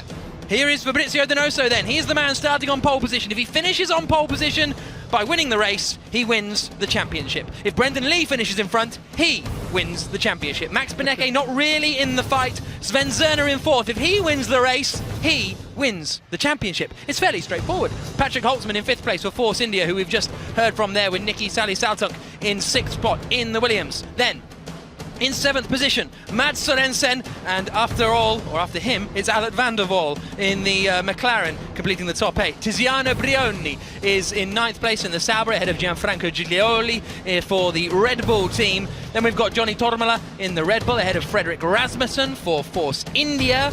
Then down in 13th place is going to be Nicolo Fioroni, who hasn't qualified particularly well in any of the races, but has fought his way through the order. Harry Jack spoke to him after that last race. He said he had a lot of fun. He'll have a lot of fun again in this one, I'm sure. Sonic Sautunk starting in 15th, ahead of Igor Fraga, the man who has just clinched the Academy Class Championship in the Brazilian Formula 3 Championship. Cedric Tomei in Ferrari in the 17th place. Alberto Foltron in 18th for Toro Rosso. In the back of the grid is Cem Bollock Bassi, the man who dominated the last race, and alongside him is Patrick Crouch. Inevitably, it is dry in Abu Dhabi ahead of the final race, and there is Patrick Holtzman closest towards us, the man who made the E-Race final in Las Vegas a little bit earlier on this year. He won both of his heats in London, but he hasn't got it all up for grabs. But that man there is the man leading the championship, Fabrizio Donoso Delgado, breathing in and out because he knows this is probably the biggest day of the 18-year-old Chilean's life, as he looks to become the first ever F1 eSports champion. One more player to get into the game, and then the race in Abu Dhabi will be underway. 14 laps of the 5.5-kilometre circuit will decide who will be the first ever F1 eSports champion. Pole is Donoso, Lee alongside him as the lights go out and the race begins, and immediately it's Brendan Lee in the Toro Rosso, who looks to the inside and leads. The Toro Rosso is in front, and look at that, Sven Zerner's into second place from fourth on the grid. Brendan Lee leads, Zerner in second, Donoso on pole position, had the world in his hands and it has slipped away from him. Brendan Lee on the inset is leading, and if it stays like this for the next 14 laps, he will be the champion, Davide. What a start for Brendan Lee, that he just breaks so deep on the inside at the first corner, and he took the lead.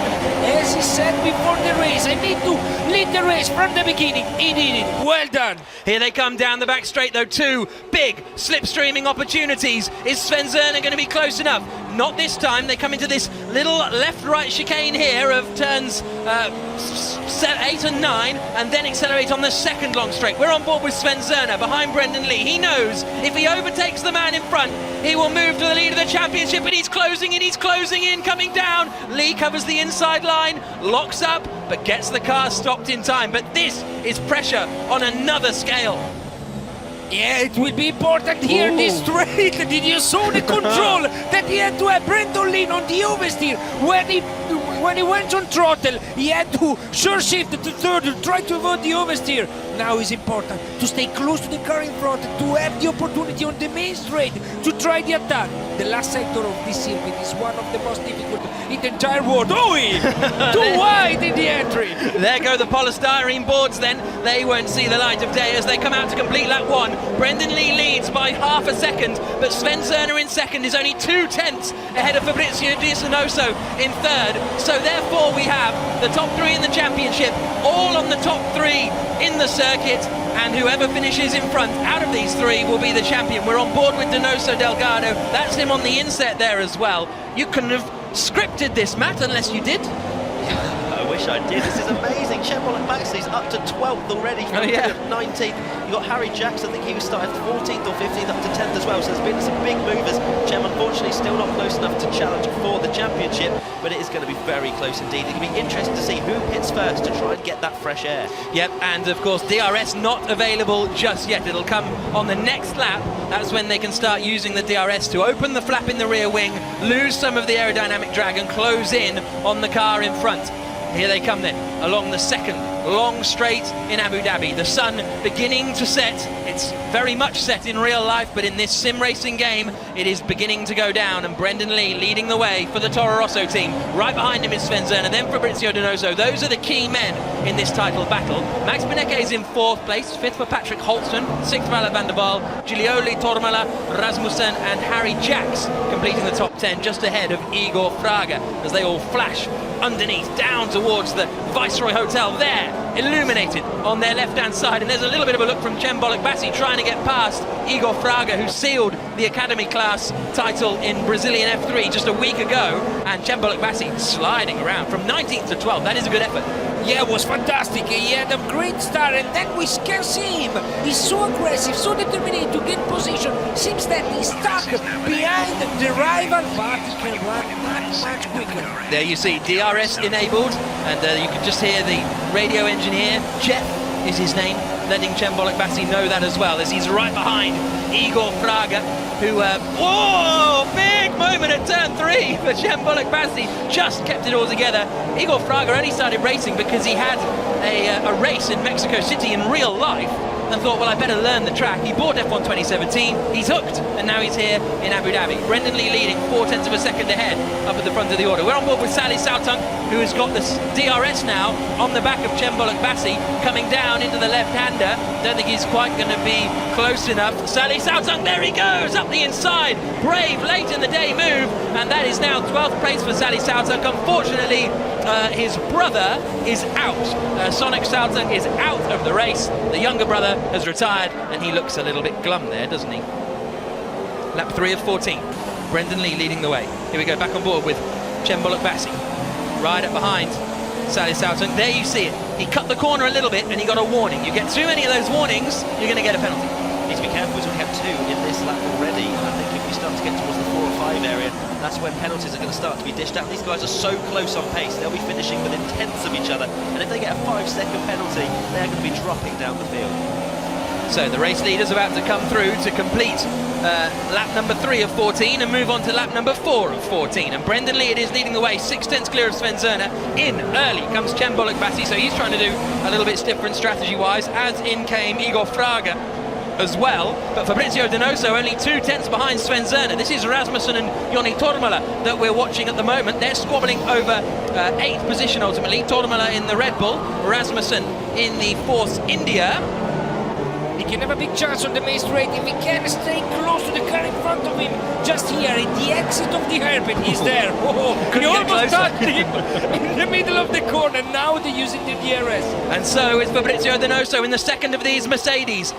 Coming down into the heavy braking zone. Brendan Lee is getting away, and he's a little bit late on the brakes there, Sven Zerner. Is that going to be the opportunity on the next straight? They both slide the rear end of their Mercedes out. We're on board with Donoso in 3rd place. That little beep opens up the DRS, and that is Sven Zerner, the man in front. There's Brendan Lee, who's at the front of all of these guys. He's the one who hasn't got the DRS because he's at the front of the queue and he just can't break away yet.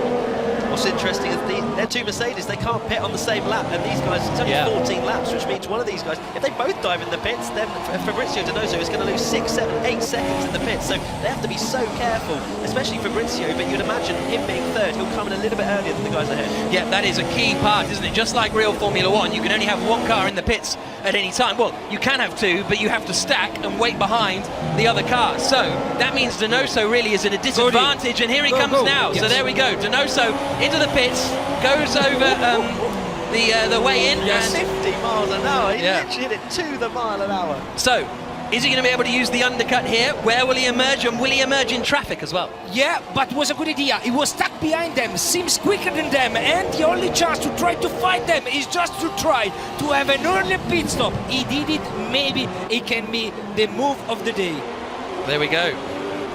So Fabrizio Donoso has emerged well down the order. We're on board with Sven Zerner. Now, this is good news for Zerner as well, because suddenly Davide doesn't have to look behind. He can just focus in front. Yeah, you're right. It's a big advantage because now he can be focused only in trying to attack Brandon Lee. You need to remember that you can try to attack here, but then also at the exit of this chicane.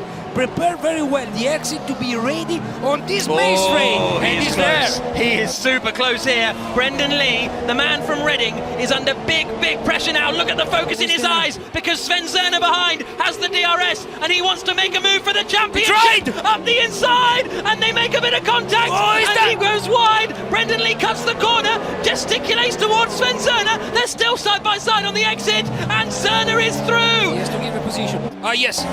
And so Zerner leads, and Brendan Lee absolutely furious. But you know why? Zerner breathed so deep and on the inside, and then he used all the track but till the white line. So I think that the overtake was just perfect. He used all the track and he didn't exceed. As these two are worrying so much about each other that they're forgetting about Donoso, who is already pitted, and he will come out in first position, surely. Well, that's the thing. These two have been battling, and Donoso, meanwhile, has had clear air. He's 7.5 seconds behind Patrick Crouch. So, what is going to happen here? Where are they going to emerge? Is Fabrizio Donoso, the man who started on pole position, fell back at the start. Is he going to be able to get back into the lead of this one? They emerge with the Toro Rosso in front, actually, of the Mercedes in actual fact. So Brendan Lee emerges in front of Sven Zerner. Yeah, he got back the position in the pit stop. Sim test, the crew was just quicker than the driver. But yes, Fabrizio Donoso is in front. There's the other Mercedes coming through. There is Donoso, there is Brendan Lee, and there is the other Mercedes of Sven Zerner. So it's Fabrizio Donoso Delgado,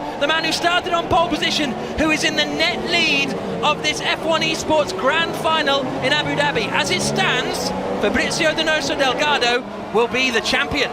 You're right, Matt. The fight between Zerner and Brendan Lee give the chance to Fabrizio Donoso to have a clear lap and to get the position. So, was very good. So Brendan Lee is second behind Fabrizio Donoso now. He will be determined, will the 18-year-old kitchen manager, to close in on Fabrizio Donoso in front of him. Alberto Foltran yet to pit in that order on the top left, as well as Patrick Crouch. I've been getting a bit of stick on Twitter for how I say Patrick Crouch, because apparently you meant to call him Patrick Crouchier, but I just went down and asked him after the race, and he said, no, I prefer how you say it. So there we go. It sounds better. It sounds better. Here we go. On board, Patrick Holtzman, 7th place. There is Patrick, as he takes a much neater line there than Alan van der Waal, but Holtzman, who was number 1 in the qualifiers, the 23-year-old industrial mechanic from Germany, trying to make his way past Van der Waal, but not quite able to do so at the moment. Van der Waal's not bothering with any of the apexes, is he? Yeah, you're right. Not so easy to manage the line in the last sector of this part because it's tight. You have the wall just beside you. If you miss a bit, you can crash. So, not an easy condition to drive in the third tractor here in Abu Dhabi. Brendan Lee has got the gap to Fabrizio Donoso down to 0.7 of a second. It was 1.1 as they came out of the pits. It ticks down to 0.6 of a second now. Lee is on the attack. Sven Zerner behind, about a second back. They're both going quicker than Fabrizio Donoso in front. We're still waiting for Alberto Foltran and Patrick Crouch to pit, but they started in 18th and 20th positions respectively, so as a result they're on a different tyre strategy because they've got to do something a little bit different. Here is Brendan Lee, 0.6 of a second behind the Mercedes in front of him. This is for the net lead of the race, and there are the top 3 championship contenders. It's coming under pressure, Fabrizio Donoso. We need to consider that Brendan Lee and Sven Zerner has 1 lap less on the tyres. Maybe can make the difference at the end of the race, but have a check. Now, DRS open. Yep, it pings open, and will Donoso feel like he has to defend? Lee tries to sell him the dummy, not quite close enough this time around. Will having 1 lap newer tyres, does the game know that, Matt, and it works that way? Yeah, I mean, not in a 25% race, it's not as big as if they were to do 100%, but we don't have enough time for that. But in terms of that, it may be a 10th of a second, which will be the deciding factor between these guys. But right now, all I'm seeing is Brendan Lee absolutely fuming at the fight that he had a bit early before he pitted, and he is flying. I don't think Donoso, maybe the pressure's getting to him. He knows he's going to win this championship if he stays there, as Brendan Lee has got a cheeky corner. Davide, how difficult is it when you're a bit annoyed about the car? You seem to me like the sort of person that maybe isn't very calm behind the wheel of a racing car. I mean, call me, I'm no sort of, cognitive expert, but perhaps I get that sense from you. Is it difficult to control yourself? Yeah, it's so difficult, and it's so difficult for them, and because you want so much win the race, but you need also to consider that you cannot overeat, you cannot overpass the line, you cannot try an attack that is too extreme, because then you can be penalized and you can lose everything, all the prize money, you can lose the victory, you can lose the glory. So it's so important for them to be calm and to try to do the things right.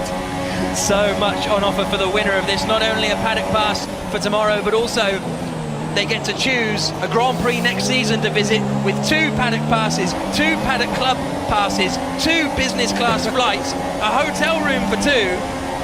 It's just ridiculous. It's just ridiculous. $2,000 as well. Oh, $2,000 as well, yeah, exactly. So, and they get a bit of a trophy as well. It's an absolutely wonderful package, and let's just take a minute to look at the top 3. They obviously aren't 3 on the track at the moment, because we've got Patrick and Alberto still to pit. But these guys, 30 points, 29 points. We've come to the finale of the F1 eSports Championship, and they are within 5 car lengths, all 3 of them. How good is that? And it's so important for Fabrizio Donoso, because look at the situation now. In the 3rd sector, they are all completely packed, and then maybe he can have a little advantage in the 1st sector to try to open a bit the gap and to don't be attacked on the main straight. Also Donoso, at the moment, is doing and managing the race perfectly. So, if anything, as they've now all pitted, haven't they? Alberto Foltran and Patrick Crouch have now pitted, and they're dropping down the order. So that means the top 3 on the left of your screen: Fabrizio Donoso, Brendan Lee, and Sven Zerner. And if anything, Zerner is closer to Lee than Lee is to Donoso. Yeah, you're right. There was a mistake in the first corner. Not an easy condition for Brendan Lee, that now he has to defend the position to Zerner. Maybe he's going to be out of the DRS zone. It will be even harder. Lap 9 of 14, very much the closing stages of this F1 eSports series, which started a couple of months ago with the online qualifiers, then the semi-finals in London a couple of weeks ago, and now here in Abu Dhabi at the F1 season finale. We've got the finale of this as well, as they're all super late on the brakes, coming down into turns 8, 9 and 10. There is Sven Zerner, the focus on his eyes. As you hear the little bleep, that means you can open the DRS, but Lee's got it back under control. After that mistake, he's composed himself, and he's now back on the back of Fabrizio Donoso. You're right, he's catching him so quickly. After the mistake, he just need 1 sector to get back to Fabrizio Donoso. Seems that he's maybe just quicker in the 2nd sector and not quick enough in the 1st one. Lap 9 of 14 in what is surely the biggest racing esports event of all time. A really stunning location, and a little tap on the wall there for Sven Zerner, coming out of the left-hander at 19.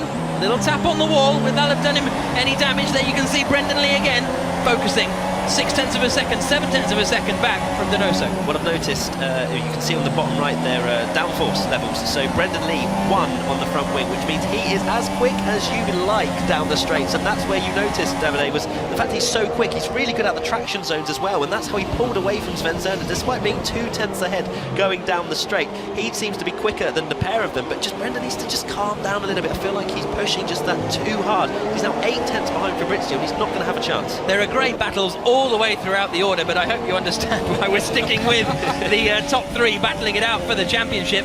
Alec van der Waal having a great fight in 4th position, trying to hold off Patrick Holtzman, but this is on board with Sven Zerner coming down into the braking zone. Look how close Brendan Lee is as we go on board with Zerner and see him there on the inset, I should say. The car salesman, 18 years old, from Pechbrunn in Germany, tends to race on the PlayStation. Look how close Brendan Lee is, though, in that Toro Rosso. Maybe sooner that he's struggling a bit to maintain the pace. Yeah. Sometimes it seems to lose a bit of momentum. But now, the 2 of them, they are so close. And did you hear them before? Just when you're struggling in exit, sometimes they short shift to 3rd, try to avoid the wheel spin. Yeah, a little bit late there for Brendan Lee. But if we're on the final lap, Davide, which we aren't, but when we are, Lee just might as well go for it. Because it's win or nothing, isn't it? Yeah, but it's too risky. And you need to consider the competition and the mentality of the champion. For sure, he will try to do something, but not too extreme. You don't want to be penalized and to give to the other the losing chance also. The top three covered by 1 second on lap 11 of 14 in the F1 eSports Series final in Abu Dhabi. Fabrizio Donoso leading the way, Brendan Lee in second, Sven Zerner in third. Whichever finishes in front will win the first ever championship. And David, late in the day from Sven Zerner up the inside. You're a Batman, I heard you. And there they come side by side, and look at that. Brendan Lee is confused. He wants to know what's going on because Sven Zerner threw it up the inside at the hairpin at turn 7. And I think he's given the place back now to Brendan Lee. I think that may be what has happened. You told them, just try, but no, it was too risky. It was too far away. Just as we spoke about it, didn't we? We just spoke about it. And look at that. Donoso has been handed this championship. Can he keep it on the track? Don't make it my fault. It's not my fault. It's not my fault. Lap 11 of 14, and there is Brendan Lee shaking his head once more, and that gives Fabrizio Donoso a 2-second advantage up at the front. It was a risky move going into 7. You have to sort of try something a little bit different, I suppose. But now, that man on the inset there, Fabrizio Donoso, is looking... I mean, we've still got a long way to go. We're only on lap 11 of 14. He's got a 2-second lead, but Lee is going to need some outrageous pace now to try and close in. It can be an opportunity, because now you are a bit far away. You take a rest in your mentality, and now you try to come back. If you can catch him, you are going to try immediately to take the leadership. It can be an opportunity for Brendan Lee, but seems that Donoso is driving perfect. It'll be interesting to see if we can get a camera angle of Sven Zerner's front of his car, because he's 1.5 seconds off Brendan, so I think he may have sustained some damage because it is on full realistic damage, so he may have lost an end plate, which will cost him quite a lot around Abu Dhabi because it's very much front reliant through a lot of these corners. So Sven falling away, but Brendan, can he catch Fabrizio? 1.8 seconds back on lap 12 of 14, so just 2 to go at the end of this one. This is Alec van der Waal in the McLaren that we're watching. He's in 4th place at the moment, ahead of Patrick Holtzman. They're having a nice little squabble over that 4th place finish. As far as the championship is concerned, they are separated by just 1 point. So whoever finishes in front out of these two, I think will finish 4th in the championship overall. So it's quite fitting, isn't it? Whoever finishes first will finish first in the championship. Whoever finishes 4th out of these two will finish 4th in the championship. How neat. Where's Cem Bullock-Bassi? Meanwhile, he's still only 12th. But Matt is right, because it seems that Sven Zerner is struggling with this setup and with this car, and maybe can give the opportunity to Patrick Holtzman and Alec van der Waal to finish on the podium today. Yeah, because this is Sven Zerner here. There you can see him on the inset, and he has got that McLaren and that Force India closing right in on him now. Meanwhile, Brendan Lee is 1.3 seconds back now from Donoso. It was 2 seconds. He's coming. Oh, goodness me. Fabrizio Donoso leading the way. He has an aggressive oversteery style, studying in Geneva at the moment, having been born and raised in Chile. And he is only 1.3 seconds ahead with 2 laps to go. So if that's 0.7 of a second a lap, 1.4 seconds, 2 laps, that makes 0.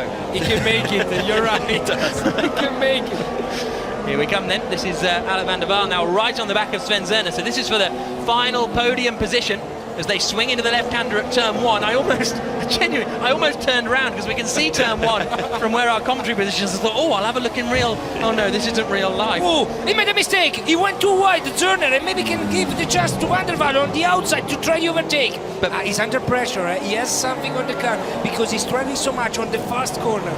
And that could allow Patrick Holtzman to say danke very much and go past both of them as they come down the back straight. There you can see Sven Zerner immediately covering the inside line. The little beep means the DRS opens for Alec van der Waal, and he should be able to get this one done. Looks to the outside on the run down into the chicane. Late on the brakes. The Mercedes is still there. They're still side by side. But it is done, is it? No, he's still hanging on. Actually, the Mercedes now is going to get the DRS. Here comes Patrick Holtzman in the Force India. He's going to get a double toe off both of them. They're going to go 3 wide here, down into the left-hander. The Mercedes trying to fight back. Here comes Holtzman up the inside. And the Mercedes of Sven Zerner holds the place. Brendan Lee 4/10 behind Fabrizio Donoso. The fight for the championship is still on. He is going to be having DRS on the final lap of the F1 eSports Series of 2017. These are the 3 battling over 3rd place, but it's all about Donoso versus Lee for the lead.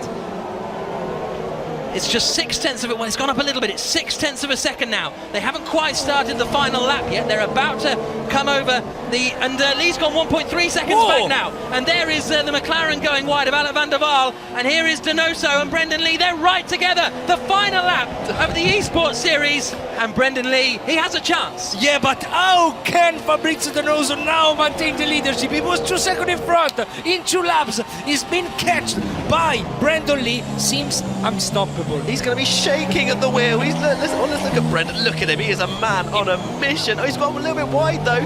Is that going to allow him the DRS? Well, he'll have double DRS. This is where he's got to think. Does he make the move now, or does he do it on the second DRS? Because it's 2 DRS detection zones. So if he goes past here, Donoso will have it. Here comes Brendan Lee. Donoso covers the inside line. We're on the final lap. It's the battle for the lead. And Lee sells the dummy. And he just gets through up the inside. And Donoso has to cut the corner. And he's been given a 3-second time penalty for cutting the corner. And that surely is going to hand Brendan Lee the championship. Lee doesn't know it though, as they come down towards the next corner. There, through goes Brendan Lee into the lead of the race on the final lap to wrap up the championship. Did you saw that move? Yes, Outside and then inside was something unbelievable. You're right, was a Ricciardo maneuver, was a Formula 1 style. Amazing today.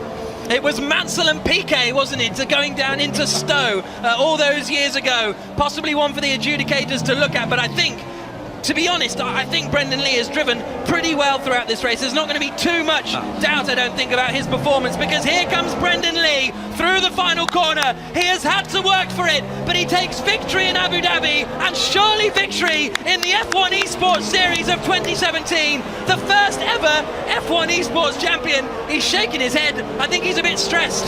You should be happy, because today you were amazing. He just won the F1 Esports Series. He's shaking his head because he's like, I didn't win by 7 seconds. Blimey, we're going to get a bit of a Piquet Salazar thing going on here, potentially. But, well, a lot for the adjudicators to get into. It's not over, of course, but Brendan Lee won the race. Whoever wins the race finishes in front. The game gave Donoso that 3-second time penalty. I don't see, I'm not an adjudicator, I don't see Brendan Lee did anything wrong. Really. No, you're right, because maybe Turner, he was wrong at the beginning to have this try at the hairpin, and maybe at the end Donoso tried to resist on the outside. So I think then Brendan Lee, he will be out of trouble. Anyway, today, great driver, great drive from the top 3. If anything, it wasn't anything. Brendan didn't do anything wrong. He just kept getting hit. He just kept getting assaulted. And he's like, no. So he's fuming. You can see that there. He's absolutely raging with someone. But Brendan, for me, didn't do anything wrong. He was the victim, at least in 2 or 3 incidents. And I think he's having a little word with some of his drivers. There's Fabrizio Donoso Delgado having a discussion with Sven Zerner. Sven can laugh about it, at least on the left-hand side. But Brendan... not yet getting out of his chair. He's just rising out of it now, but he got given that 3-second time penalty because Lee got the move up the inside. Donoso just then, poof, straight lined the chicane, and sort of like Jolyon Palmer and Fernando Alonso at Monza earlier this year. But then was honest, because on the straight he pulled off and they gave the position back. So I think was honest at the end. But how Brendan Lee could recover 3 seconds in the last 3 laps? Yeah. That was the key. So quick, so performance just when it counts. And he was starting 15th on the grid for the second race at Spa. So here come the drivers. Harry Jacks looking a little disappointed. I mean, obviously you've got 19 disappointed young men making their way off. Brendan Lee still shaking his head, but he's won the race after a superb drive.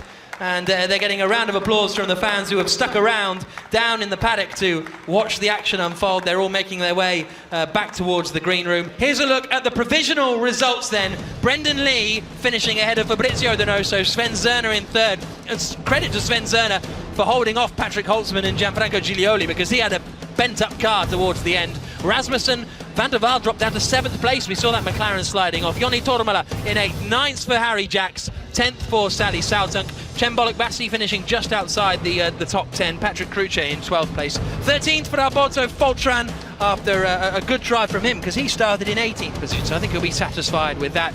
But here come the drivers back up towards the green room. Igor Fraga closest towards us. I didn't just recognise the back of his head, it says it on his shirt. But what a way to end the F1 Esports Series of 2017. The adjudicators have got their work to do, Tom, but for me, Brendan Lee won the race, did a good job, and surely he is going to be the champion. Yes, Brendan Lee, for me, he'll have all the glee because probably one of the happiest winners I've ever seen. Yes, I think so.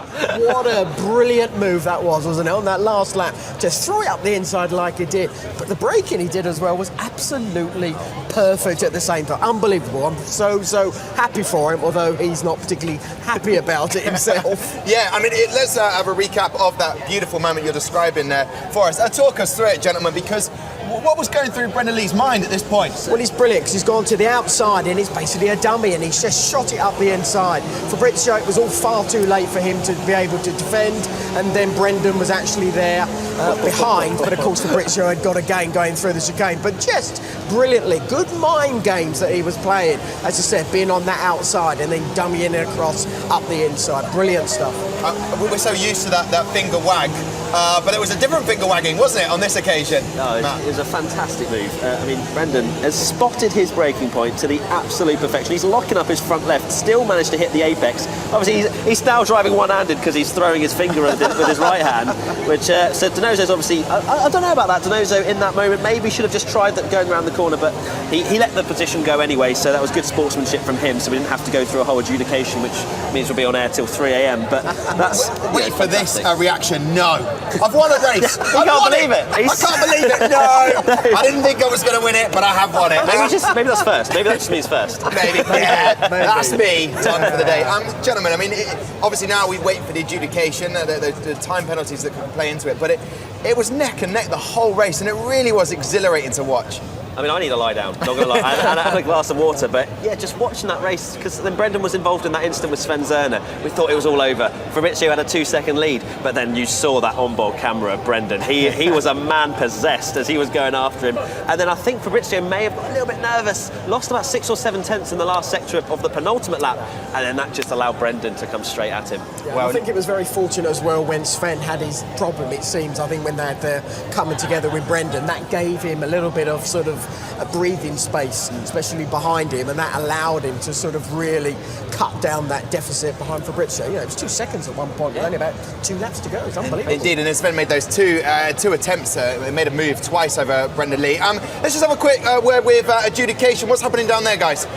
Thanks, Tom. Yeah, well, as you can probably imagine, the adjudication room is particularly busy. Obviously, those 3 championship protagonists, they're battling it out on track. Mark, just explain to us, these guys got their work cut out. They're certainly going to have some decisions to make, is the best way to put it. We saw some pretty big incidents during that race that the guys are looking at the moment.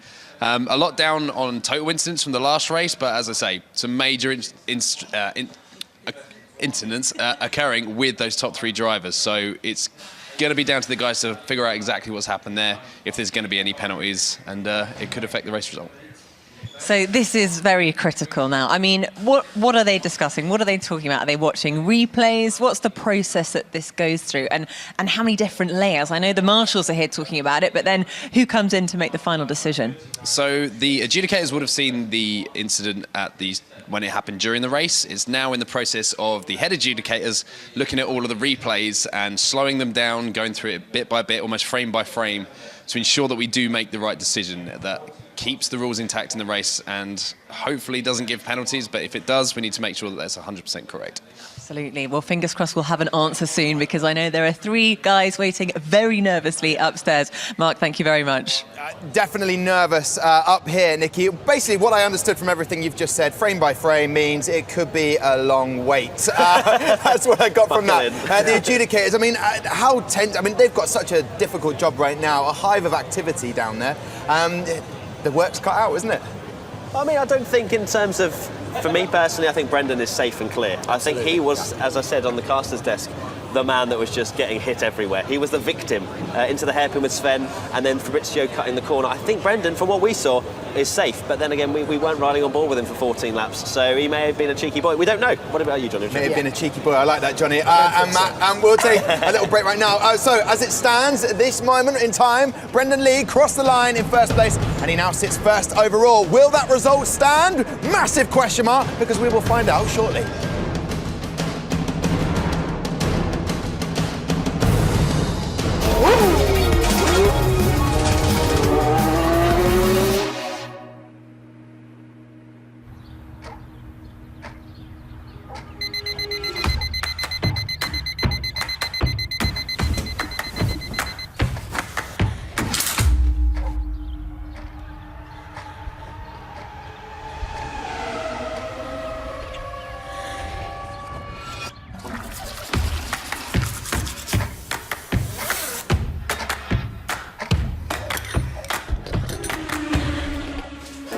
are we coming back? I don't know.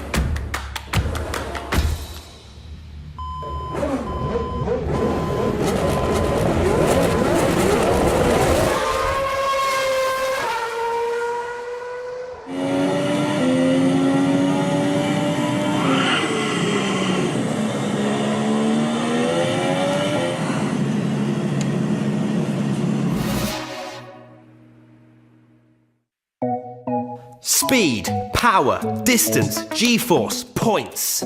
Formula One loves a number, and so does the game. 15 million franchise sales across all installments means a lot of game boxes. If you laid them end to end, that would stretch from London to Morocco.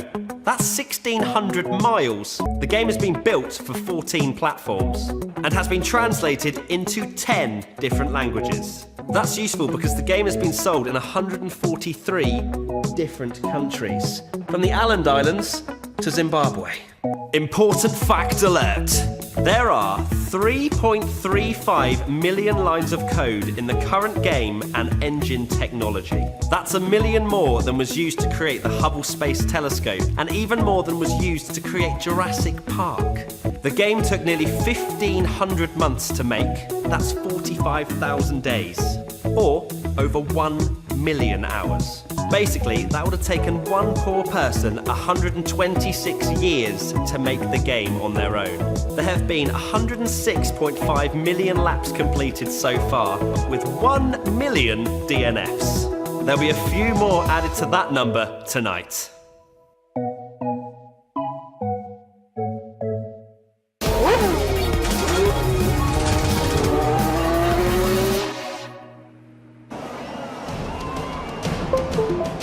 As the lights go out and the race begins, Brendan Lee leads, Zerner in second.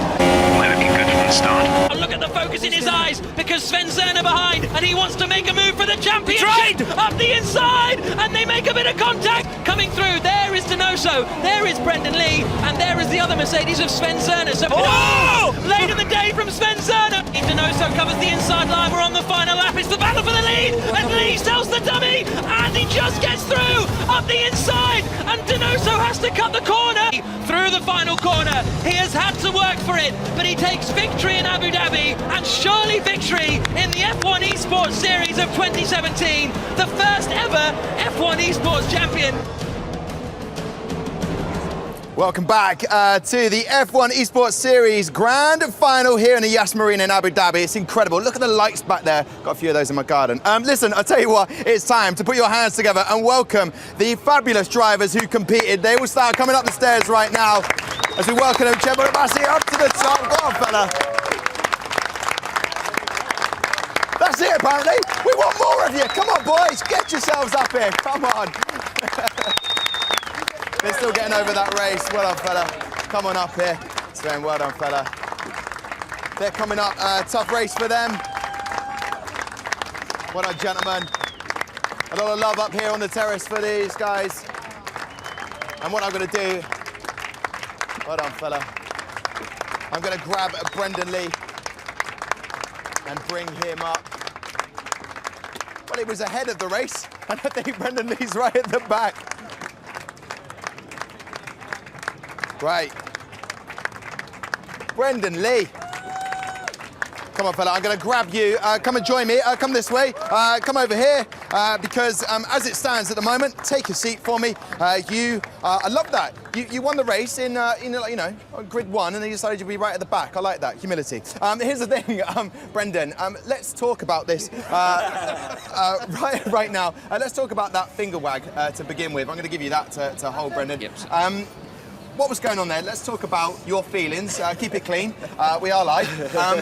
What was going through your mind there in that race? Well, my feelings in my mind was a very colourful word, what I can't say on live TV, but... Smashed it. He's kept it clean. I think there was a couple of times where I did the finger wag out of disappointment, so I don't know what lap... yeah. Could you be specific what we're talking about? Okay, all right. Okay, fair enough. But how did you feel like your drive went, you know? The start went really good. They had really, really good pace on the Ultra Softs, and I knew that my setup would be good on Super Softs, but when we started battling on my in-lap, we lost the lead, and from that point, effectively the virtual visor went down and just hammered in the lap times to get back up to him, but dirty air. That was touch and go at times, but then obviously we had the contact with the Mercedes. Me and him worked it out off stage. We're both not angry at each other. We understand it's racing. Stuff happens. Yeah, but just the emotions. I mean, it's hard to contain it, isn't it? There was one bit where you put your thumb up towards the camera. Was that like, you've won, Brendan? And you were like, no, that's all you're getting. You're getting one thumbs up, and then I'm out of here. Was that after he cut the chicane, but then gave me back the place, or was that after the race? Oh, just after. So We're not Matt, how did you find Brendan's race there in the Yas Marina circuit? Oh, I mean, Brendan, when you had that incident with Sven at the hairpin, I thought all was lost. You know, 2 seconds. I had my head in my hands. But then we had a little onboard camera view. We saw you, and it looked like you just changed into a different man. And as you said, your virtual helmet came down, and you caught. I think Fabrizio may have made a mistake, lost about 7/10 to you in one sector. Well, I sort of felt his pit stop was a bit too early, but obviously he was teammates with, the two Mercedes battling. Yeah, exactly. So he had to make a call, either go one lap too long or one lap too early. What was your thoughts when that incident occurred with Sven Zerner and that 2 seconds? What did you think in your mind? I can't say it on live TV again, but yeah, it was just a shock to me because I was turning into the hairpin, getting ready to try get a good exit and try close up to him on DRS and try maybe... He surprised all of us. None of us saw that coming. I didn't see it. You'll see on my emotions from the face cam, just... Your emotions were amazing. I've got to say, the emotions, a whole catalogue of different emotions. Have a look at these, Brendan, and just go through all of them. It's like a Guess Who of faces. It's Brendan, Mr. Angry Lee. Oh, look at that! I even let go of the wheel. You did let go of the wheel. You failed your driving test for that. That's when I thought I lost it. That's when I legit thought I lost it. But how did you get back? You had those 2 seconds that you needed to get back in 2 laps effectively. Dug deep. How did you get those back? How? Just dug deep and just preserved. I had a bit of extra fuel left over, and I just literally just dug so deep into any bit of pace I could find. Any bit of tyres I could find. You can see on the final lap, my tyres were gone. Yeah. I was sliding through the hotel section. It was almost scary because if I spin on live TV, that's gonna... Yeah, that's the career gone there for a second. Because we know, being a chef back home in Reading, you can handle those pressure situations. The intent on your face, and I want to see the overtake right towards the end. It was really, you had to be calm, you had to be composed. Talk us through it. So I did a little dummy on him, and he maybe a little bit of a move, but I don't think there's much to complain about. I think I left just enough space, but it was very touch and go to. There you can see my little finger wag there out of disappointment, but then you can see thumbs up again when he gave back the place. That's an amazing sign of respect from a virtual racing driver to another virtual racing driver. You can see he gave the thumbs up to the camera because, to me, that says a lot about a driver if they can take. Let's be honest, he wasn't going to get the place back for the rest of the lap, so he effectively gave up the lead and the win to be respectful, and I think that's the key thing, what we should touch upon. Yeah, I mean, definitely. That's not what Johnny said a second ago when he said there's no friendship out there, but it is nice. I mean, you're looking at all those drivers, they're obviously going to have a bit of disappointment, any of the guys in the bottom half of the 20, but you know, you are going to be all friends because you want to compete, you want to keep challenging each other each year, don't you? Yeah, I think being friends is a key thing because obviously we're in a quite almost cramped environment where not a lot of people know who we are, we don't know a lot of people in the paddock, so we sort of have our own selves to talk amongst, and I think that's very key that we keep a mutual respect to each other. Not for much longer though. People are going to know your faces now for the next Grand Prix walking around the paddock. I think that's Brendan Lee. That's what's going to happen. Mr. Angry Lee. Yeah. Mr. Brendan Angry Lee. There we go. But gentlemen, obviously we're still waiting for the adjudications to come through. Any time penalties you think that might scupper you in any way at all, Brendan? I hope not. I don't know. Would it only be that last lap? Was there anything before that maybe you'd be worried about? Well, you get off-track warnings if you go full wheels off the white line. But when P2 on my in-lap pushed me off the track twice, I got 2 warnings for that. So I need to make sure the stewards are aware that those warnings really shouldn't count towards the race, because one, I didn't gain time. You can see after the first one, I gave the place back. That was a very key thing. Then I tried around the outside, maybe a bit ambitious, but that's the heat of the moment. I mean, you're looking at me, Brendan, like you're talking to me, but you're definitely talking to the stewards, aren't you? Well, listen, Brendan, thank you so much. Listen, adjudication is still ongoing. Everyone is waiting patiently, as you can see, over the drivers who are in contention to win the first ever F1 eSports Series final.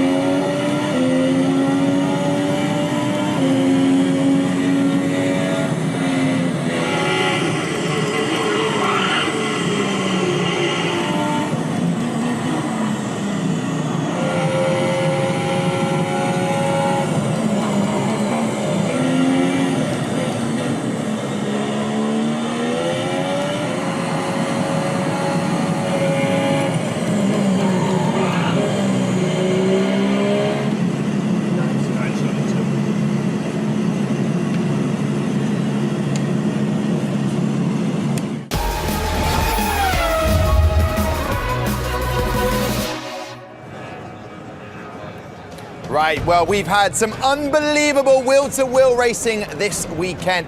What a brilliant occasion it really has been. Every driver giving everything they've got. It's been pure entertainment from start to finish, and the fans have loved it. Even Nicky Clark there. Listen, hello and welcome back. There's smoke coming out of the ears of our adjudicators right now. Not long to go until we get our final decision. Let's get a quick update from Nicky, who's with Mark.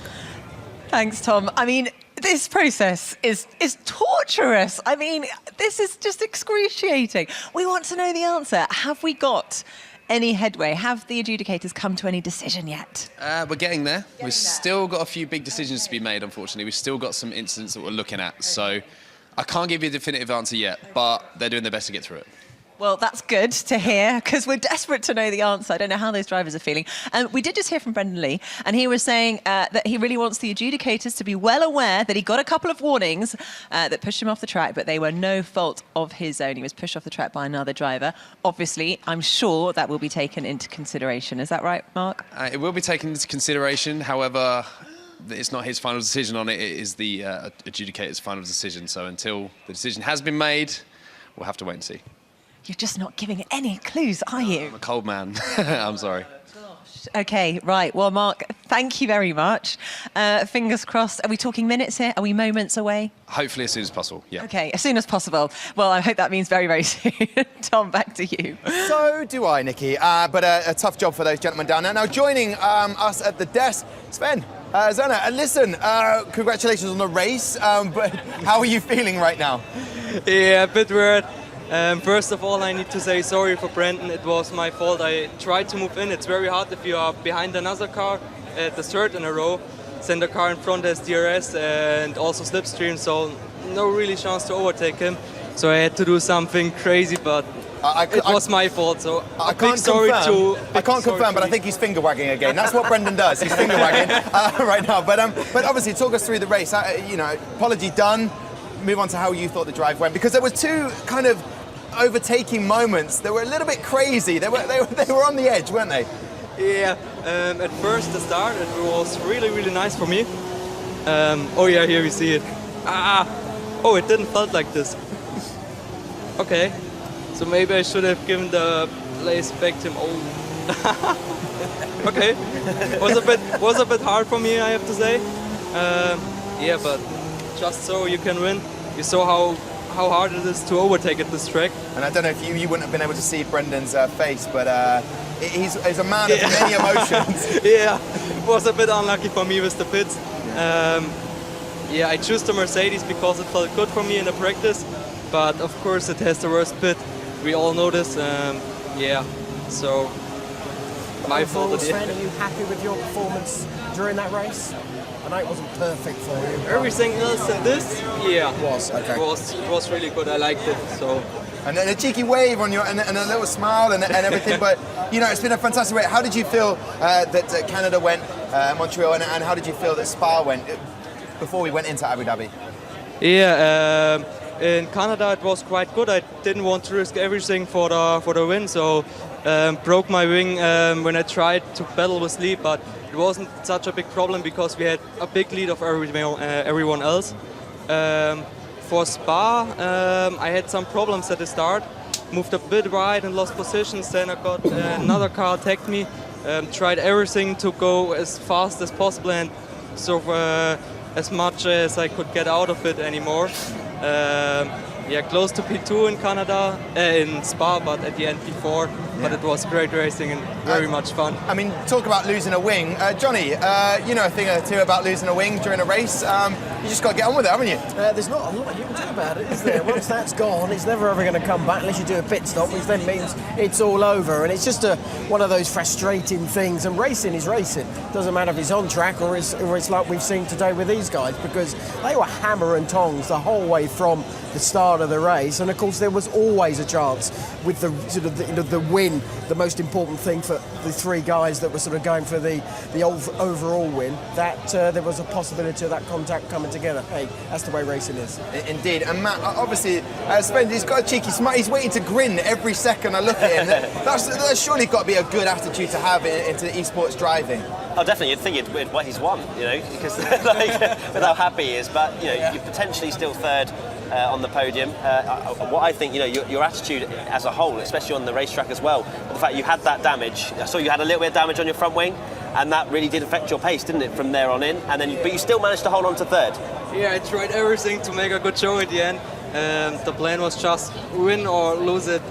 I had to try something. So. And I guess it's for you. It's not just this. It's not just you've had a bit of fun, but you're in Abu Dhabi. Yeah, surely you feel like a winner. And everything. It's so awesome. Well, I'm glad that you've had a wicked time, Sven. And thank you very much for giving your feedback. And I'm sure Brendan has enjoyed that apology. What we're going to do right now, Sven and Matt and Johnny, we're going to take a quick break right now. The players are up here in the sort of VIP area of the terrace. And when we come back, this is our last break. We will have the final result for you. We will be able to tell you who is going to win the F1 eSports Series final champion.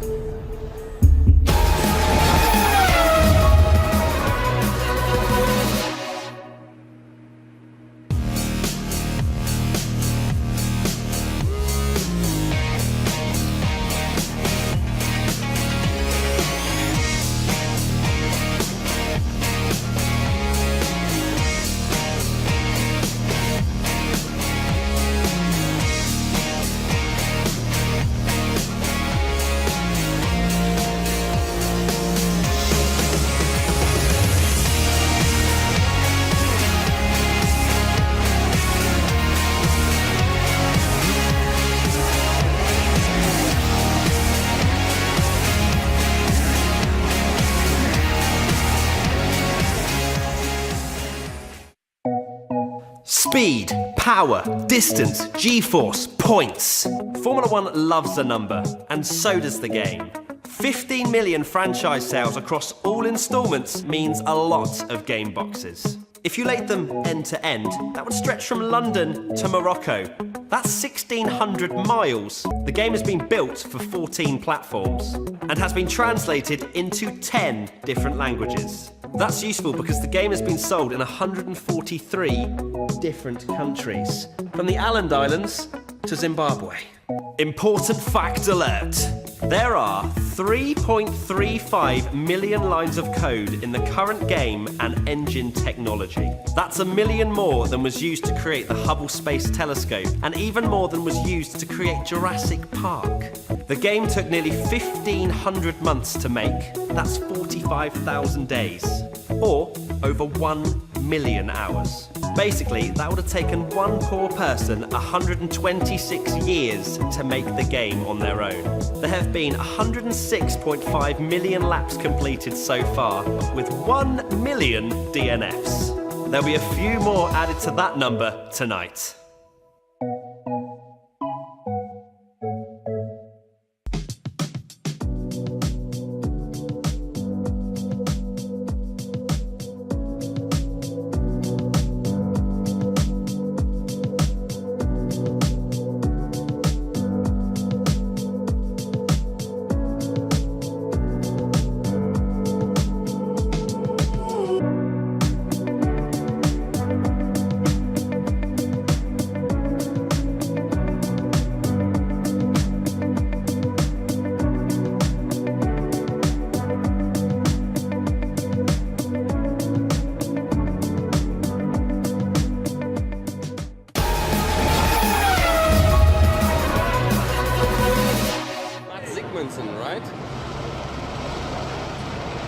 Right then, welcome back. Before we announce the final results, we need to announce the DHL fastest lap winner. And the DHL fastest lap winner is going to be presented by Arjun Sitin. Congratulations, what a fantastic race that was. It was so hilarious. The first time ever race, but so exciting. It was close to reality, or even better as reality. Yeah. So we are very much appreciated that it went this way, and it did just, all 20 did a great job. Yeah, and just to confirm that the fastest lap time of Abu Dhabi, whoever wins this, we're going to announce it just in a second, will get to present Lewis Hamilton tomorrow, obviously the prize for his fastest lap overall the season. Yes, this e-driver will take onto the grid tomorrow, and he will hand over the prize to Lewis himself in life.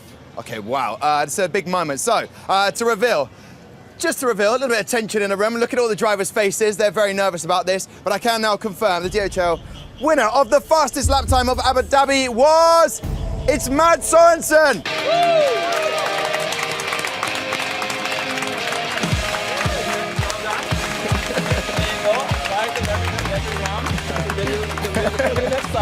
Mads, you can hold the mic, take it. Oh, I'll hold it. Okay, fair enough. Someone's gone up in the world. I love that.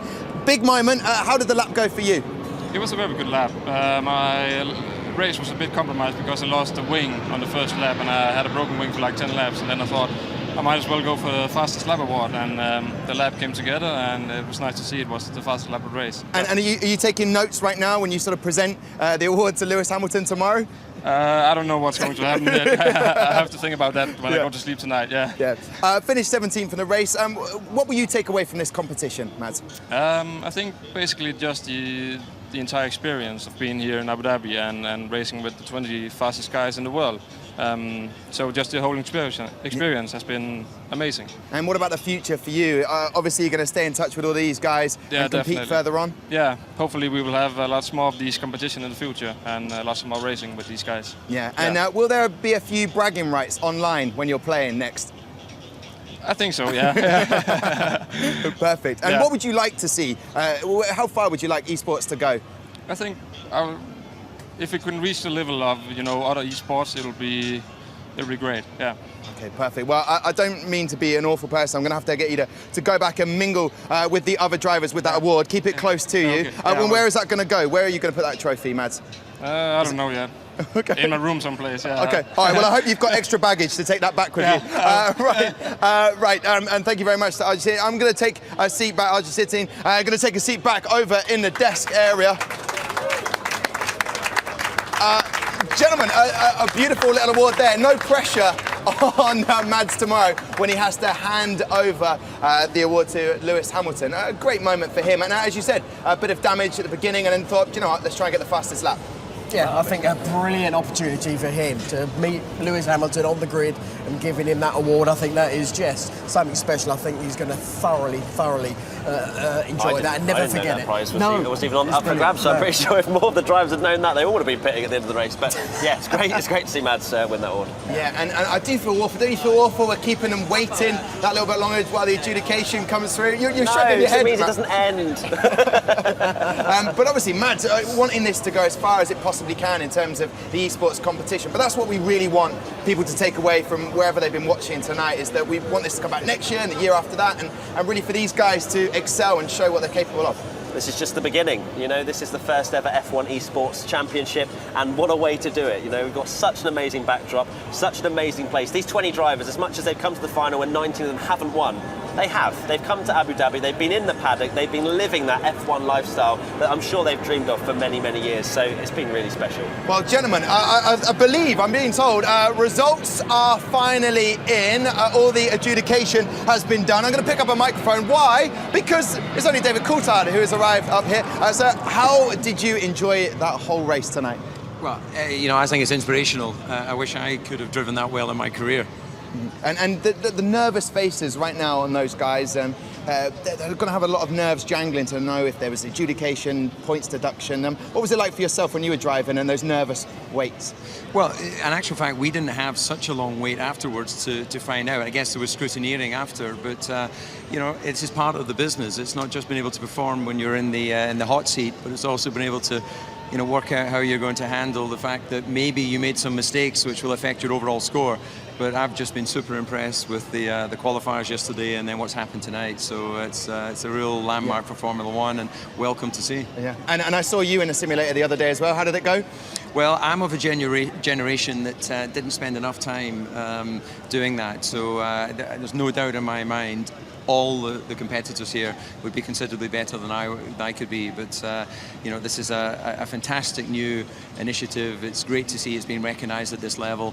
And I have no doubt that one of these guys in the future, or certainly the next generation coming through, will find their way into professional motorsport as well as eSports. Indeed. Well, it's an absolute pleasure to have you up here, because you're going to help me with the ceremony, because the results are in. So we could cue some dramatic music that would help the situation or make it worse for the drivers. I'm not entirely sure. So we can say now, the first driver onto the podium in third place is... How long can I leave it? Sven Zahner coming in third place.